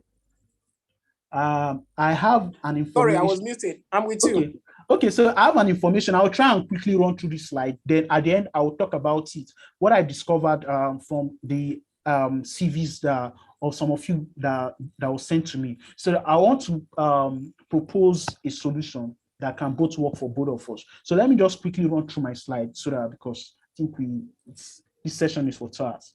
Okay, so basically, I think somebody dropped. Okay, let me just continue. Skills for cybersecurity career that is very important. Number one is your communication skills, guys. Number one is your communication skills. Communication in terms of not just with customer, but your team. You need to communicate. You need to be open. I'll share you a story. The previous company I worked for, we are like about 10 of us in that team. Now, my manager at the time is now in UK. Kotsi, his wife, doing master, so he's now in UK and he got a job with a very big Sophos, like Sophos in UK. He's working there at the moment, you know. So there was an opportunity that was opened. He told me about that opportunity, but I was not ready because it's like a pre-sales, cybersecurity pre-sales. And I told him, there's this lady in our previous office. Why don't you talk to her? I think she's very good. He said, the lady does not know how to communicate. She is rude. I can't give her that opportunity. So guys, it is very important how you communicate, you know, how you deal with your team, because you don't know, people are watching you. Your immediate sphere of contact is your first point of impact, because as they are moving, they can refer you. So don't forget that, guys. Your communication skills, how you communicate, don't appear to be rude. Learn to communicate, don't and share knowledge. Secondly, teamwork. Communication skill also work with teamwork. Work as a team. You can't know it all, guys. So when you have an issue, try and reach out. We have a community now. If you are working on something, on a personal project, you can drop it and say, and try and reach out and work as a team. It is even in cybersecurity, there's no solution that can do everything. There's no solution that will help you on your network. There's no solution that will help you both on your network, on your endpoint, and do you. That's why you see that in every industry they use different solution on the network layer. They use another solution on the endpoint layer, because you can't get it all. Microsoft cannot get it all. You understand? You have to integrate solution. You must be able to integrate with other security solutions. So that's just at the team level. Now, problem-solving skill. Guys, the most important skill as cybersecurity personnel is problem-solving. See, the ability for you to solve problem, that is the most important thing. It's not just the tools. So if, for example, you know how to use Kali, so you don't tell me that you know how to use Kali, and I'll ask you, what problem have you been able to solve with Kali? That is your selling point. So me telling you that I know how to use some of these solutions is not the selling point. The selling point is, what problem do you think you can solve, or what problem have you solved? So your problem-solving skill must be at a very high rate, because with that skill, you'll be able to learn a lot of solutions. Then programming skill, I'll say not like a programmer, but you should know, for example, how that programming skill, like at least Linux. If you have a very good programming skill, this is a very good benefit for you. You could use this opportunity to write scripts, you know, that could scan the network. This is very useful, because most of the, for example, malicious JavaScript are written in programming language. Fileless-based attacks are written in PowerShell scripts. So if you don't have programming skill, how will you be able to know that there's an IOC here, or you know, an indicator of compromise in this particular script? If I give you a script to analyze, how will you be able to check that this script has certain vulnerability? That's where programming skill comes into play. Of course, ethical hacking also is important. Ethical hacking, like you understand the cyber key chain, from the reconnaissance, information gathering, to enumeration, you understand, to exploiting, to covering tracks, you know. Ethical hacking, especially for those, you know, aiming towards becoming cybersecurity analysts, right? Ethical hacking skill is important, because you might be called to perform vulnerability assessment and penetration testing. So this is, ethical hacking skill is very important, trust me. There's security principles and frameworks. Like I said, PCI DSS, GDPR, you understand, there are different principles, frameworks that are out there that you should be aware of. Over time, I will be sending some of you on our chat the templates of regulatory principles that you should be aware of. Risk analysis. So for those like IT auditors and the likes, you should be able to analyze risks. You should be able to, like I was explaining to you guys, if you deploy a cybersecurity solution, what is the risk that if that solution is what's the word now? If there was a crash, if that server crash, what is the likelihood? What is the risk? What do we tend to lose? How long will it take for us to come back, to the normal business state? You should be able to analyze risks. You should be able to think about backup. That's why I was talking about backup. How, if there's a disruption or an incident, if there's an attack right now on my system or on our network, if there's a ransomware, how do we intend to resolve it? How do we intend to go about it? These are some of the things I will be sharing at the course of this training, practically based from my experience, how I've been able to resolve some of these issues, on live environment. So, and the network protocol, I talked about networking, network protocols and ports. You should be aware of network protocols because, the first stage of ethical hacking is scanning, right? What does an attacker scan for? An attacker scan for active IP address and also open ports. Then from the open ports, you're able to see the services running on those ports. Then you will now also be able to check if those services are vulnerable. If they are patched, you understand. If there's an exploit for those services, then you now start exploiting those services. That's how it works. So if a port is not open, will an attacker be able to exploit a service? No.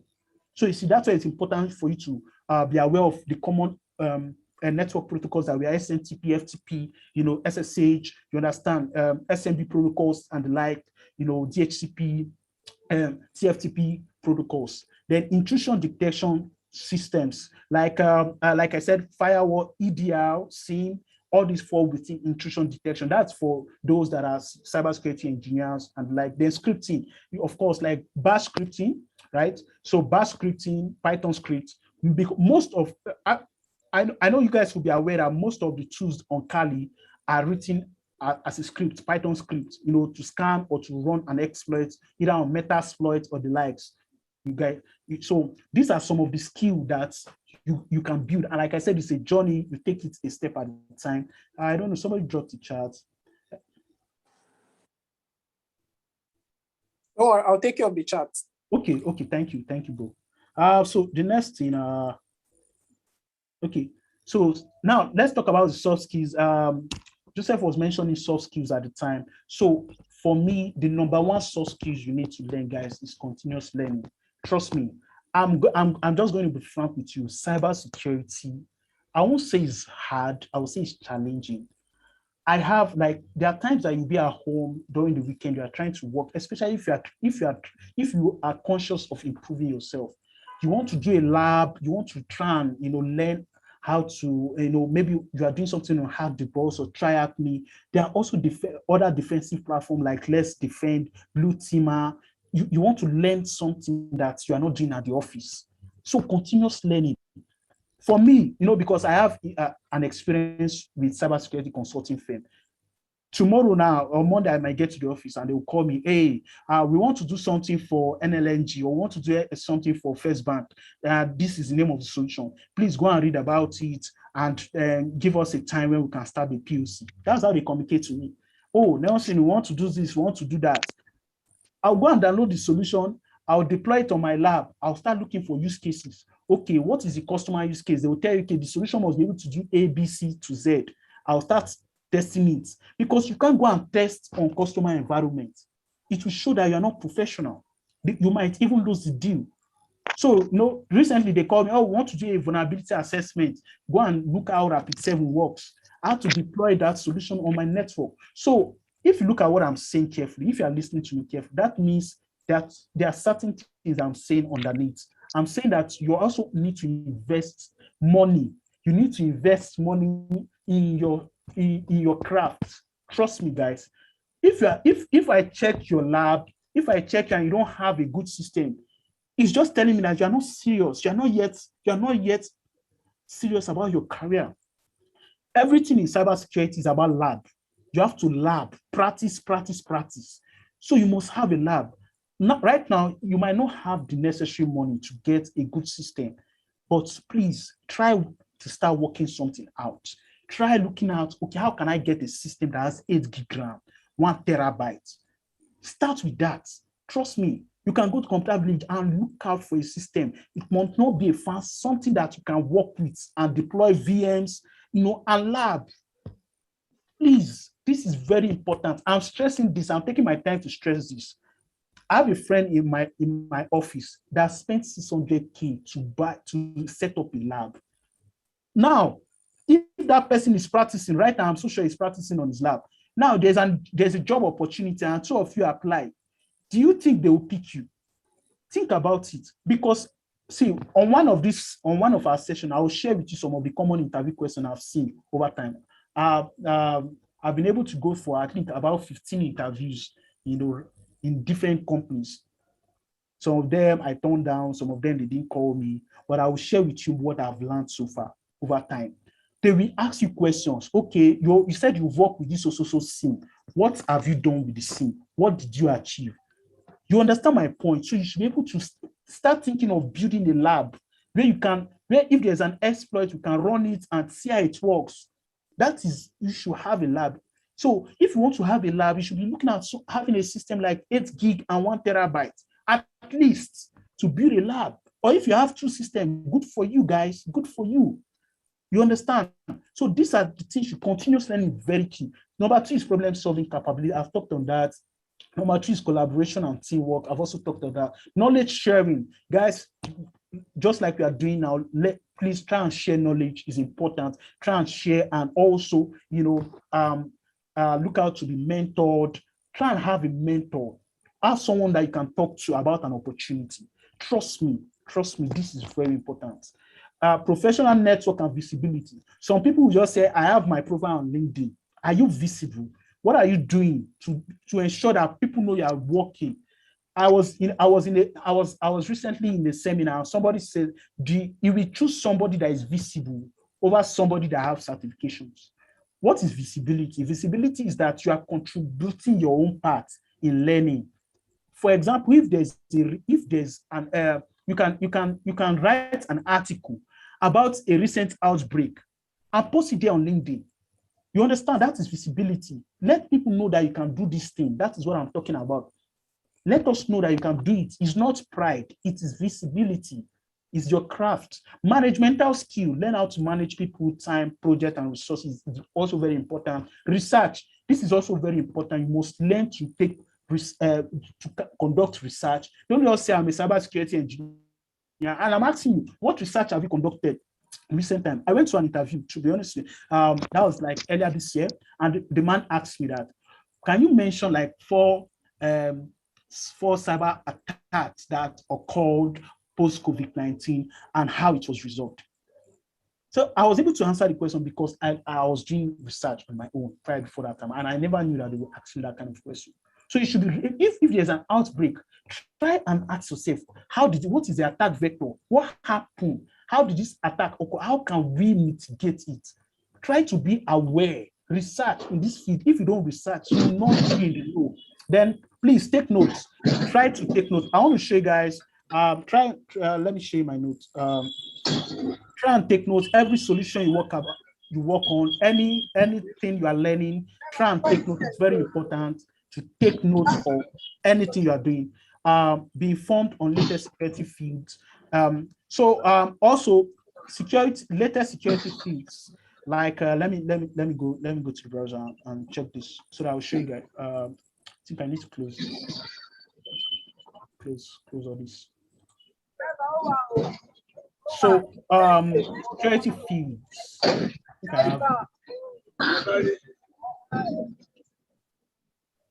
Sorry.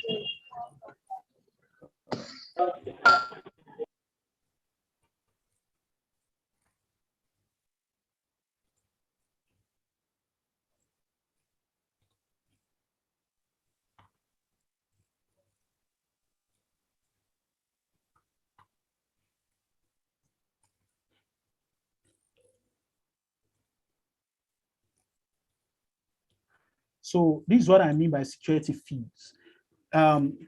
an example is BP Comptia. They tend to share latest feeds on the latest happening in cybersecurity. Please, can you help me mute? Who's that? Please, thank you. Okay, so this is what I'm saying, guys. You should at least be subscribed to 4 of these kind of sites. Yes, so that if there's a security attack, look at there are plenty of them. The hack news. I'm subscribed to like 4 of them. You get my point, guys. So you should be able to subscribe to them with your email. So if there's a latest attack, you will get to know about it. It's not that somebody will be telling you about what is happening in your field. You should be able to say, okay, this is what is happening now. This particular company has been hacked. So how do you do that? Sign up, and once you sign up, they'll be sending you on a daily what is happening, recent threats. You can see the latest articles. They will show you latest threats, latest news that is happening, latest attacks that is happening within around the world. You can see top stories, latest attacks. They will tell you what is happening, the weak in ransomware, what is happening around. You understand? So you need to be aware. This is what I'm trying to talk about. So the hackers, I'm also subscribed. You can just click subscribe news and put in your email address there, so that every day they will send you information. You will be aware in your own craft. So that is what I'm talking about. This part, be informed on the latest security. Then lastly, I've talked about this also. You need to practice a lot of cybersecurity solution. You can't deliver what you have not practiced on. That is just the key thing. So because some of you might find yourself within cybersecurity firm, consulting firm like I am currently, or even in the bank. The only thing that most security engineers in the bank, they are not allowed to do stuff. And that's why actually personally I don't like working in a banking system, because you can't practicalize your skill. You only report to third-party vendor if there's an issue. You understand my point? So, but there are also other firms, insurance and manufacturing firms, where you have cybersecurity engineers there and the like. So you need to practicalize stuff, for other opportunities to come your way. So I'm just trying to round up. Okay, so sorry guys. Okay, so top demanding cybersecurity sector, sectors. Like I think I've said this earlier. The number one at the moment is cloud. Cloud security. You can see the percent at the moment is at the high rate. But to be honest with you, to learn cloud security, you need to learn about endpoint data security, because it is the same solution that we are deploying on the endpoint that you are also deploying on the cloud. You get my point? So apart from other policy like identity access management, multi-factor authentication that happens on the cloud. So I would like to advise you guys, whether you start out as a cybersecurity analyst or engineer, aim towards becoming cloud security professional, because that's where the world is going. People are moving to the cloud, and a lot of companies are migrating to the cloud at the moment. So second, endpoints. Like I said, I have experience with the endpoint antivirus, DLP that I explained earlier, SIEM, network security. These are firewalls, WAF solutions, that the NAC solutions. Then data security, like I explained, that I show you guys the file integrity monitoring, data activities monitoring that happen. These are solutions on data security. So demanding, remember we're talking about the top demanding. Then security analysis and forensic comes into play. You can see threats and malware experts and emerging threats. These are threats. Threat intelligence comes into play here. Then we have application security. We have security operation, that is like SOC, Security Operation Center, just like the cyber SOC that I mentioned, that they help other companies to monitor security events and how to establish security controls. Then email security comes into play. Then database security also comes into play. Application and database security. These are the demands in cybersecurity area. So, okay. Nelson. Yeah. So I just want to ask a question. I think this might help. So you've laid emphasis on endpoints, solutions, and you can't get access to this endpoint solution unless you work with a consulting firm. Yeah. So, but my question is, because this seems to be like one of the selling thing out there. Yeah. Right? Is there a solution for people to use that is open source or free? Or what is the cost of if you have to get like a Sophos or Kaspersky endpoint solution? What is the cost? Can an individual pay for these things? Or because I know, I mean, if you're using their solution, it's quite expensive. Okay, so this is what I would do. I've been thinking, to be honest with you, I've been thinking along that line some past week about what can we use for endpoints. At the moment, I have access to endpoint security solutions like McAfee and I think Trade Micro, but it's for the company. So first of all, I would try and make an inquiry, right? We just my close manager, someone that is very close in the office, and discuss this. If there's a possibility for me to showcase, so the thing is that what can happen is that the limitation is that I'll just be the only one showing you guys how it works. I can't because they are licensed. They are licensed, and those licenses are paid for. So I can only show you guys, deploy it, show you guys how it works. But that was why I was looking out for something that is open source. I'm still checking. I will try and check this weekend to see if there's an open source endpoint. But most open source endpoints are just like the normal antivirus. You just download free antivirus, and that's not the endpoints we are talking about here. We are talking about an endpoint that have a server. You can deploy an agent to like 3 systems. You understand? That's how it works out there in the real world. You have a management server. Then you have the endpoint is divided into 2 parts. It has an agent that you use to manage all the endpoint, all your systems, individual systems. Then it has a server that you can remotely manage, send policy, deploy new policy, then check logs that is coming from those agents. Also, that is how an endpoint security solution work. That is what most banks and different companies use, that manage like about 5,000 systems, and you'll be able to drill down to see which of them has the highest threats. What is the threat vector? How can you quarantine system from the server? That is how it works. So the only limitation that can happen, but at the interim, what I think is that I will share you guys some very good YouTube video for some endpoint solution that you can watch and see how it works. But for to get an open source, I've not seen at the moment. Number one, I've not seen.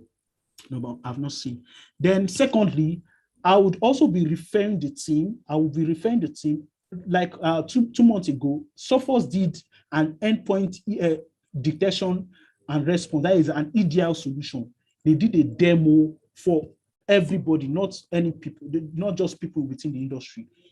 So I would also look at if they also have that kind of opportunity for their endpoint, so that you guys can join the session, the demos, and see how an endpoint security solution works. You can have an idea of how it works, and if there's a possibility, a lab, because I know that most of those labs are closed source. They only belong to partners, people that are partnering with all those vendors. That's why I would really appreciate, and I really pray that you guys see opportunity within consulting firm, because that is where you really learn a lot. Then over time you can migrate towards other industries where you can earn more. But like I said, firstly this week I'll try and make an inquiry on whether I can use our licensed endpoint solution to just do some demos to some guys. If that is allowed, yes, I'll use a McAfee endpoint to explain to you guys, or a Trade Micro endpoint, how it works, to explain to you guys, so that you have an overview. If that does not work, the second thing is that I would try and send you guys recent, recent videos on that I've seen that are working. I can upload the videos for you guys to see, okay, this is how an endpoint security, this is how it is being deployed, this is how an agent is deployed to a system, and this is how you can manage. You have an overview. The most important thing is to have an understanding of what an endpoint security solution works. Then I'll also check on manage engine. I don't know. So Joseph, we'll talk on this after this class to look out for solutions that are out there that maybe that have, for example, 30 days trial that we could leverage on, if there's a possibility within that area. So, but the one that I know of that we can use, what's it called? SIEM, Splunk, for example. Splunk have SIEM. Alien Vault has a free version. So, sorry guys, I've not talked about my other colleague. His name is Ifine. We'll be taking the defensive aspect of security.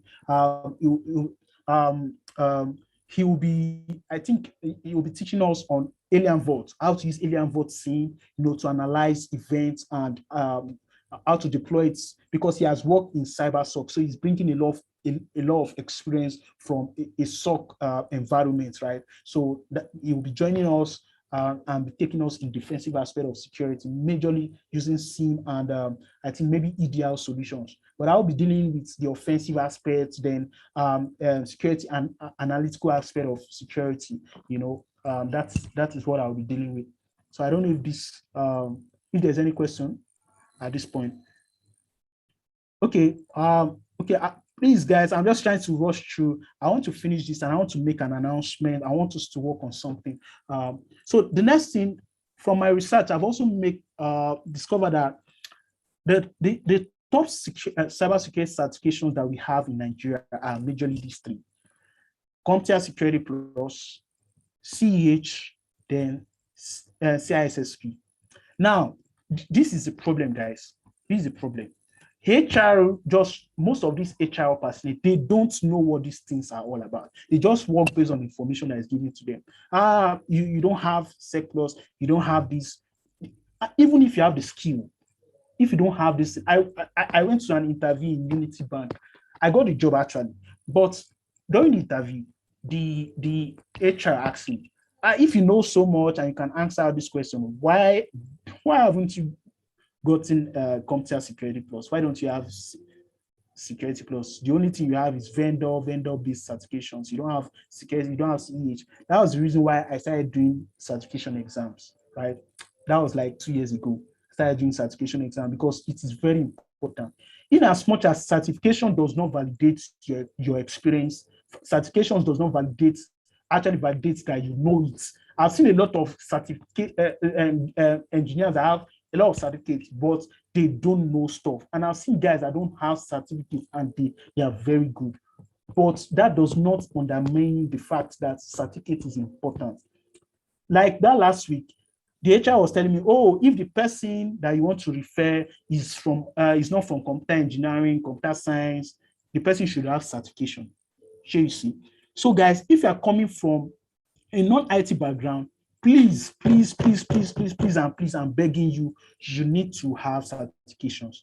Now, to write a Comptia security exam at the moment is around $207 or thereabouts.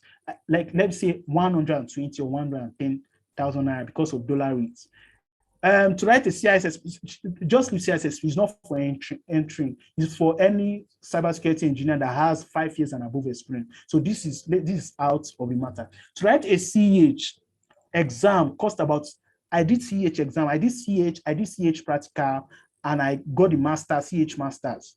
I did them for almost, when I converted the money, so almost 600,000 naira last year. I think last year, yeah. So these exams are cost. So what I found out is that there's a shortcut to it. There's a shortcut. Pending when you are trying to gather money to write the main security exams and like CEH and the likes. What can you do? Does that mean that you cannot write any certification? No. That is the point where I'm coming in. Let me open this platform. So this is what I want you guys to do for me. Because like I said, our goal is to make sure that you guys get a job. But for you to get a job, you must write some certification. So I want to show you guys a platform. Okay.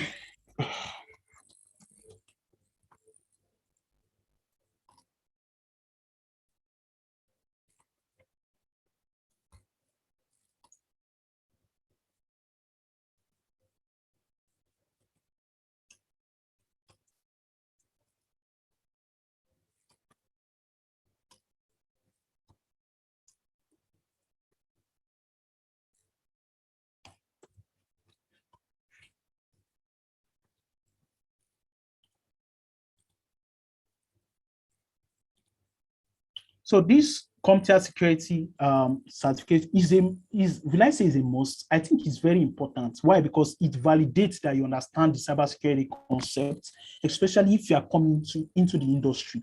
It is very important. And more like it's a theoretical based exam.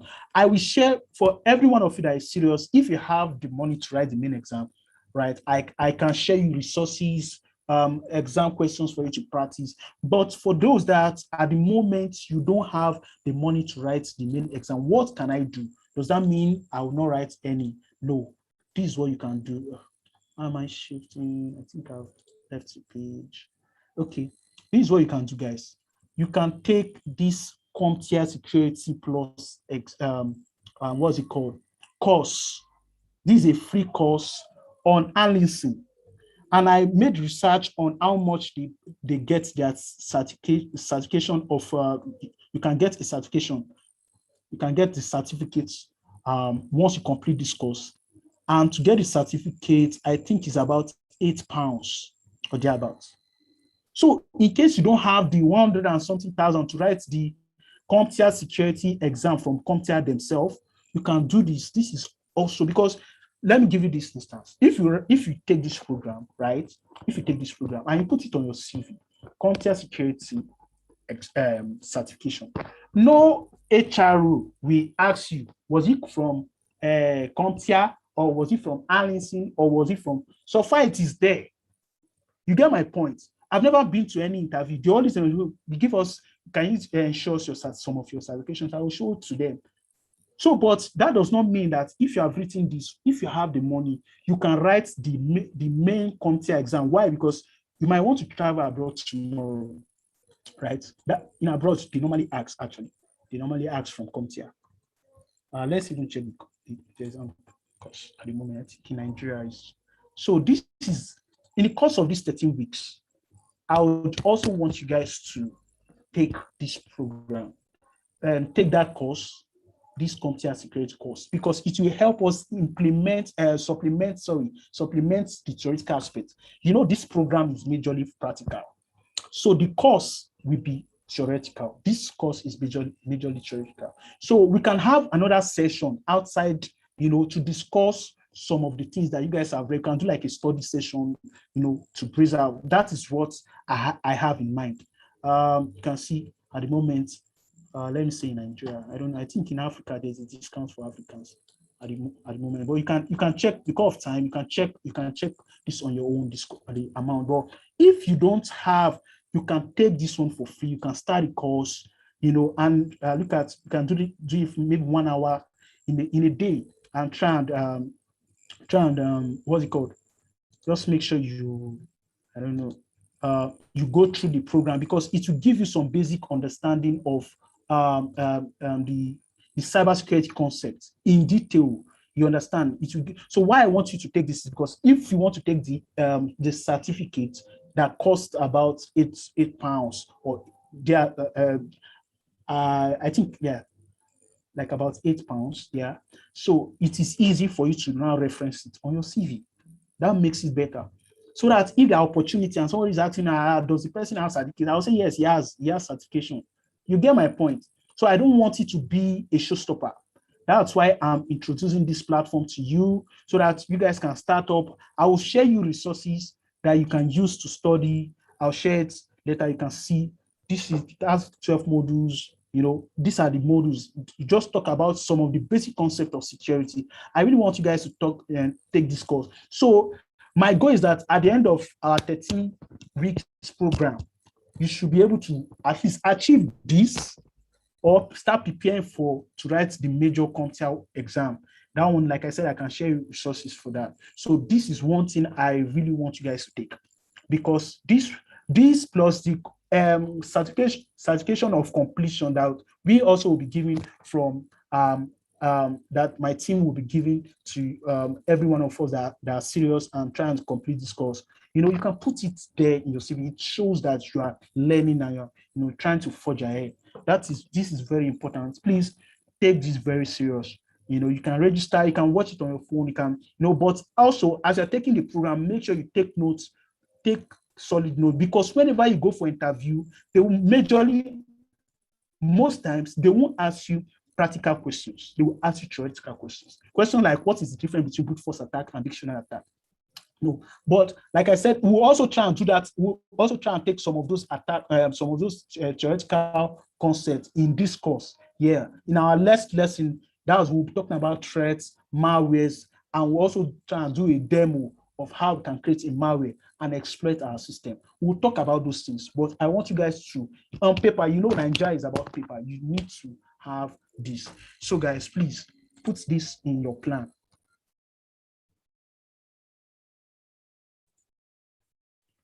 Okay. Okay, so let me just turn around up. Okay, so I've talked about this, and okay,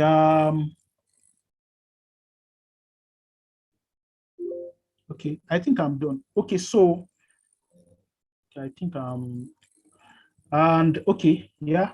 So in the world as of today, these are the top cybersecurity certifications that we have. CISSP is also considered. If you have CISSP, like I said, it requires 5 years experience. It's also equivalent to a master's degree in UK. Comptia Security Plus, we have CH, yeah, all right. So if you are within the banking system, IT auditor, they normally go for this certification, SIM, Certified Information Security Manager, so then you have the Comptia Advanced Security Practitioner course, right? So my advice to you guys, to be honest with you, is keep learning. If you are learning and you're not implementing, then your learning is nothing, right? You have to just keep practicing. When you learn, find a way to practice. So try and have a lab. Our next lesson will be looking at how we can set up our Kali Linux lab, and I'll also introduce you guys to other platforms where we can carry out practice the things we've learned. Like I also say, invest money and time in this career. You need to invest money and time. It's important for you to grow. And the best way to retain is to reflect, practice, then share information with others. And this is the reason why part of our assignment and project is that you guys will be writing articles. You'll be writing articles and putting it out there on LinkedIn, on social media platform for people to read, right? You need to get involved, get to be visible. So spend at least twice the time implementing what you learned. It is important. It is so that you don't forget. You should focus more on the output rather than on the input. So these are just some of the things that I've learned so far in my years in IT, right? Then I will share with you guys some of this training. I've tried to collate some of them. So Comptia Security full course, the one I was telling you guys, and some platform on YouTube where you can subscribe. Then there's also a group study for Comptia Security Plus on YouTube, that explains certain concepts like the lab. There's a lab. So this man does a very great job. He does study group like once in a week or once in 2 weeks. I still even join them, even though I have the cert, because there's so much to learn, And also, this is what I've just showed you guys on LinkedIn, on our LinkedIn. So you can take this course. Then for those also that is just coming into the industry, I want to learn on networking. Arlington also have a diploma course in networking, right? So these are some of the fundamental courses that I would really recommend. Majorly the Comptia Security Plus. It is something I would recommend for you guys at the moment. So I think I don't have, and last thing I'll just like to talk before we leave the session is my first slide. I think, okay, so I want you guys to do this for me. Before our next class, you are going to try and do this, guys. I'll drop it on the chat, then we'll discuss about it. There's an exercise I want you guys to work on. So the first is majorly to, hello? Yeah, we are here. Okay. Yeah. I hear you. Okay, so I will send this exercise, then we can discuss it. So this is my approach. I want you guys to do the exercise, then we discuss it, which is better. So the exercise that you're going to research on the latest malwares, like it can be 2, 3, as many as you can find in this year. Some of the latest malwares that have been seen in latest reports or in several industries out there, and how best you think you can mitigate on those threats. So I'll give you, for example, last month, I was saying last month, no, this month, early first week of this month, there was a 0-day exploit from Microsoft, that was seen in the wild. There were also ransomware that was discovered. Comptia ransomware was also discovered in the wild. I want you guys to do a research on the latest malware that's so far in 2020, and you can write a report on how best to mitigate them. Mitigation procedure, like for example, patching, updating your antivirus, what are the things that should be done? Maybe security awareness to staff and employers within your environment. I want you to do that. Then in that course, it also you can pick 2 or 3 as time permits. Also, search for 5 or more security news sites and subscribe to it. So this is, like I said, Blue Team, the one I opened, was it Blue Team or Beeping Computers, the Hack News. Go to those platform, guys, and subscribe. It's important. Subscribe to it. At least 4 or 5. Subscribe to them so that you get relevant information on the latest events that are happening in the cyber world. Also, research and write an article.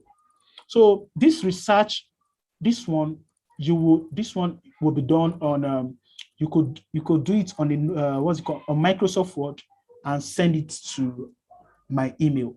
You can do this, but the one that you will publish yourself is this. You research and write an article on 3 cyber attack. If you see 2, fine. If you see 3, okay. The attack vectors. Attack vectors means. Sorry? Somebody saying something. Okay, so research and write an article on 3 cyber attacks in 2020 and 21. The attack vector, that is how they penetrate their victims, right? Was it through phishing? Was it through email? Was it through an application like a Trojan? And the best way to mitigate them. So the question is, where will you write the article and how will you publish it? I will tell you. You come to me. Nelson, yeah? I think the assignments, because it will be difficult for them to remember, we just send it on the Google Classroom so they can go there. Yeah, I will send it to them, but I'm just trying to explain what they need to do. So we'll send it to them. Yeah, so I'm just trying to explain because I didn't put some other details. So I just want them to, I want them to see how they can do the assignment and publish it, So this is what you can do. You come to Medium. Medium is a platform. I know some of you are already aware of Medium. So it's a platform where you can write articles, right? You can write articles and publish it. This is one that I've written. So far, I've written like just 2. But I do more video trainings than writing articles. So this is my. So you can come on Medium, create accounts just like as if you are creating an account on Facebook and the likes. So after creating an account, then you can. So this article that I wrote, you can just you research them, write an article like this, right? Check on different sources and come and summarize. Check on different sources and summarize your points. If you have seen 3 or 4, if you have seen, so can you help me? Okay, so if you have seen 3 or 4 use cases, if you have seen 3 or 4 use cases, like I said, the 3 cyber attacks, right? go online, check on cyber attacks on different sources, then summarize your answer and come up with an article that will show what those attacks are. The attack vector, like I said, means how the attack was carried out. Was it through an email or a phishing attack, or was it through a voice, or was it through an application that was sent to the customer or the victim?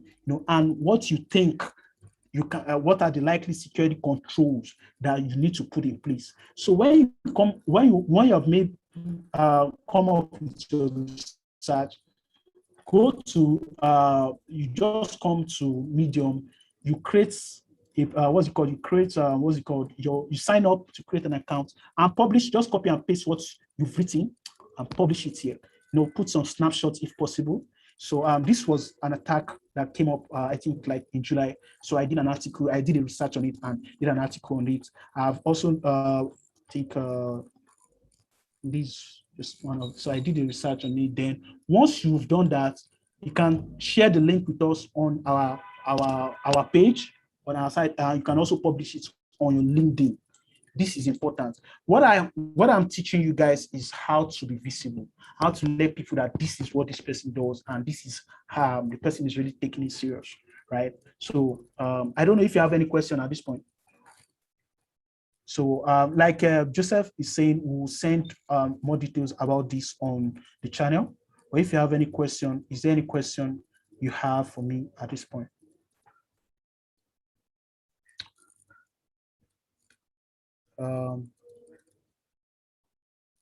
Joseph, hello, Joseph. Is there anything we are missing?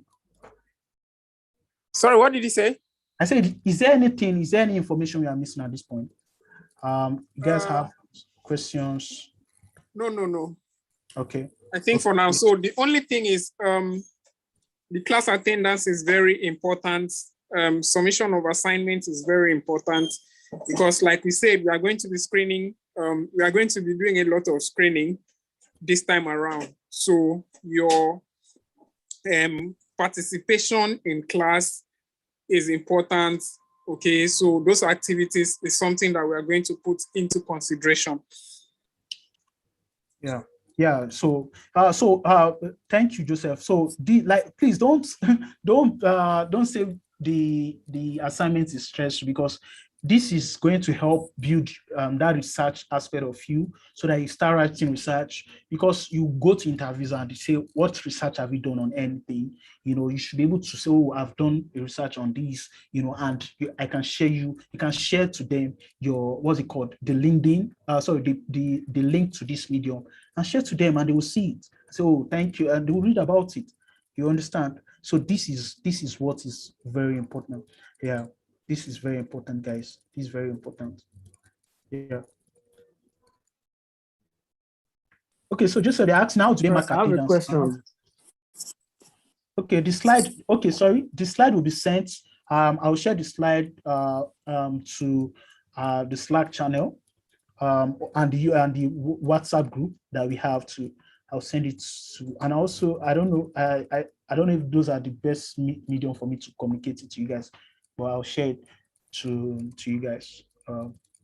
Yeah. Okay, so somebody have a question? Yeah, I'm listening, guys. Okay, sorry, my name is Jeff Tadibola. All right. Thank you for the presentation. I really enjoyed the first class and the first meeting. Thank you so much. Actually, I applied for cloud computing. Okay. But because I saw cyber security, I had to change. So I don't know, hope my attendance will still not be needed in cloud computing if I want to join fully the cyber security. That's my first question. Then the second question is this. You talked about programming. Okay. So I want to find out the level of programming that we will need for the course. Is it a beginner level or intermediate or an expert level? Okay. Yeah, I would like you to shed more light on that. Okay, so to be honest with you, so to be honest with you, we won't be diving into programming in this course. So I talked about programming as a required skill that you can develop as a career, as a cybersecurity engineer or an analyst. Why am I saying that? Is because when you get jobs, for example, I'll give you an example. I worked in 2018. I deployed a solution for Unity Bank. Then so there was an attack. There was an attack on some of their system. They now called us and said, you guys are the security experts now. Help us analyze the issue. So that was the first time I heard of what they call fileless-based attack. Fileless-based attack are attack that doesn't use any application to run. They use scripts. They are mainly scripts, PowerShell scripts. So, but because over time I love just going through scripts, check how they work. It was easier for me to look through the scripts, a sample of the malicious file, and say, okay, this is what this script is trying to do. It's trying to call a CNC server, from this particular URL. So what I would advise is that you guys should blacklist this URL on your firewall and ensure that there's no communication that goes out to that URL. I was also able to see that some of the scripts were encrypted. I was able to decrypt those scripts to see exactly the IP addresses that the request is coming from. So this is what I'm saying. In cybersecurity, you will not, I'm not sure you will be asked to write code to develop application, but you'll be expected to think like a programmer. You can see scripts.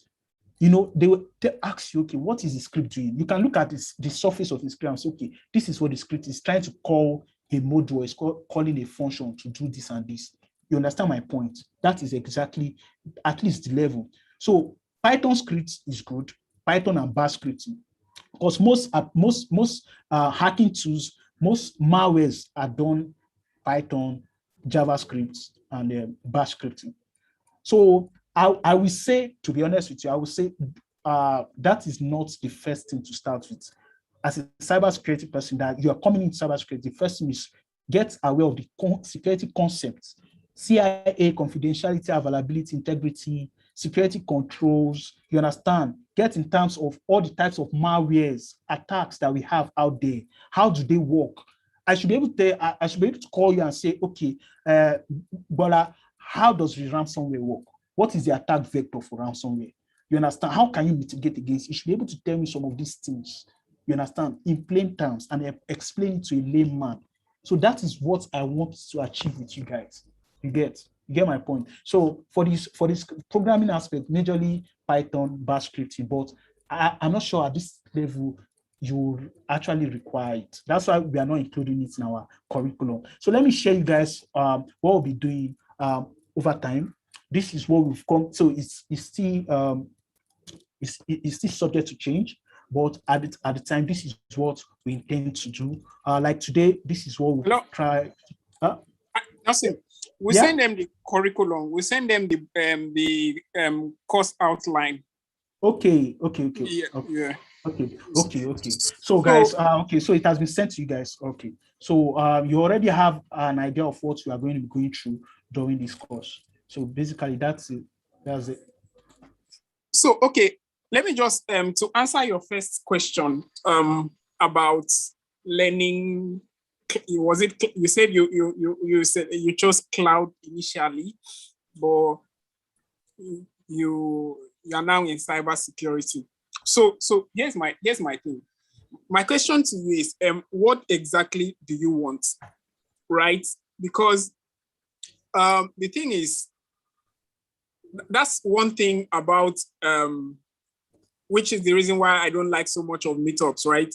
Because if you go to a meetup today, and the reason why you are so interested in cybersecurity is because Nelson has been able to like sell the opportunity to you, and then you're now saying, okay, this thing is looking beautiful. Okay, so I think I should just jump in. What happens if tomorrow you find yourself in another seminar and then someone is selling JavaScript? You tell yourself that, okay, I don't think cybersecurity is the thing for me. I think I want to go and learn Java. Or so you just have to look at yourself and say, this is what I want to do. And then you have to be disciplined with that, because that has been some of the things that I've encountered with most people, that they say, okay, some people will just approach you and say, Roland, I want to learn, I want to go into tech, I want to do this. And then you talk to them, give them advice. Then the next thing you are hearing is, I made a switch, I want to do this. Tomorrow, you keep being in that loop forever, okay? So you need to now sit down and ask yourself, what exactly do you want?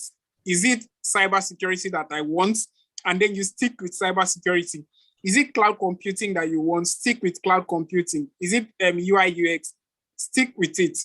That's the reason why we structured our program in such a way that if you're in one track, that is the only thing that you'll be learning. And if we find out that you are doing several at the same time, we'll kick you off.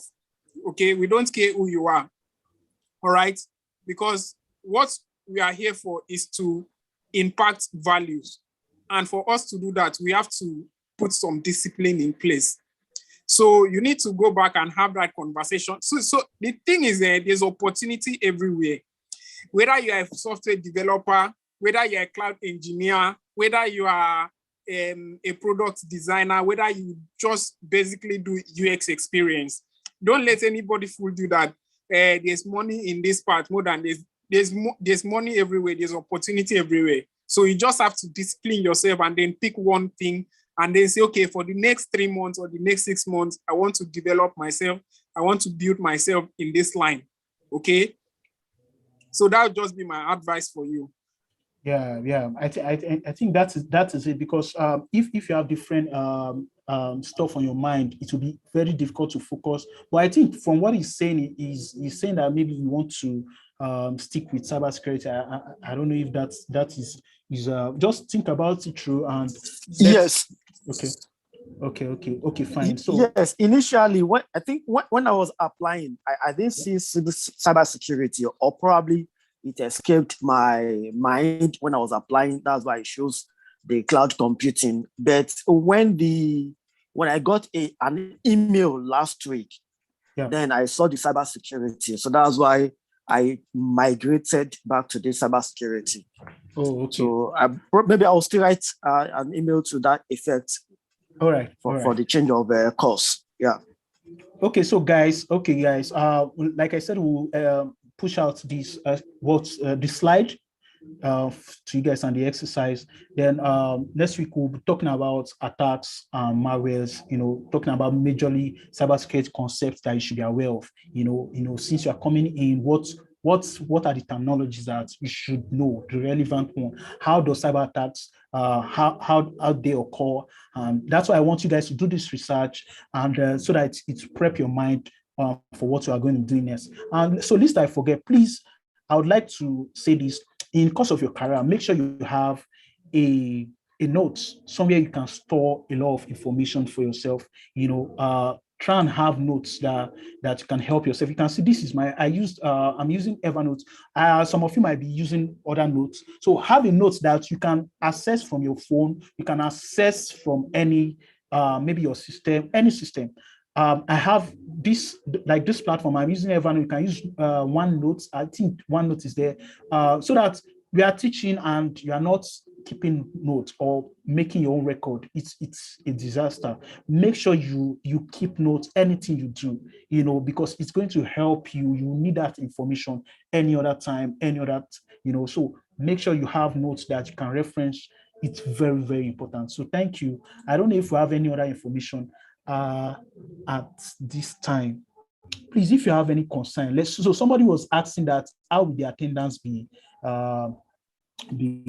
done? So Joseph, I think that question is for you. Hello, Joseph. Sorry. Hello. Yeah. Okay. So someone is saying how do we mark attendance? So how do we? So we get a class rep.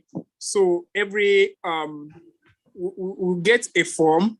So at the end of the class, people that were present during the class, you have to fill in your name from there. So we mark the attendance, And then also based on assignments, how many people submit the assignment, assignment, and then whatever project is given. So those are the activities. Oh, okay. Okay, fine. So that's good. So from what Joseph is saying, we get from our weekly assignments and also your attendance on the session. Okay, someone is saying I should throw more light on reverse engineering. Hope you guys are not tired. Hope I'm not using. So I'm just trying to be conscious of the time. So reverse engineering majorly is malware reverse engineering is majorly understanding how an attack is carried out. I'll give, for example, the latest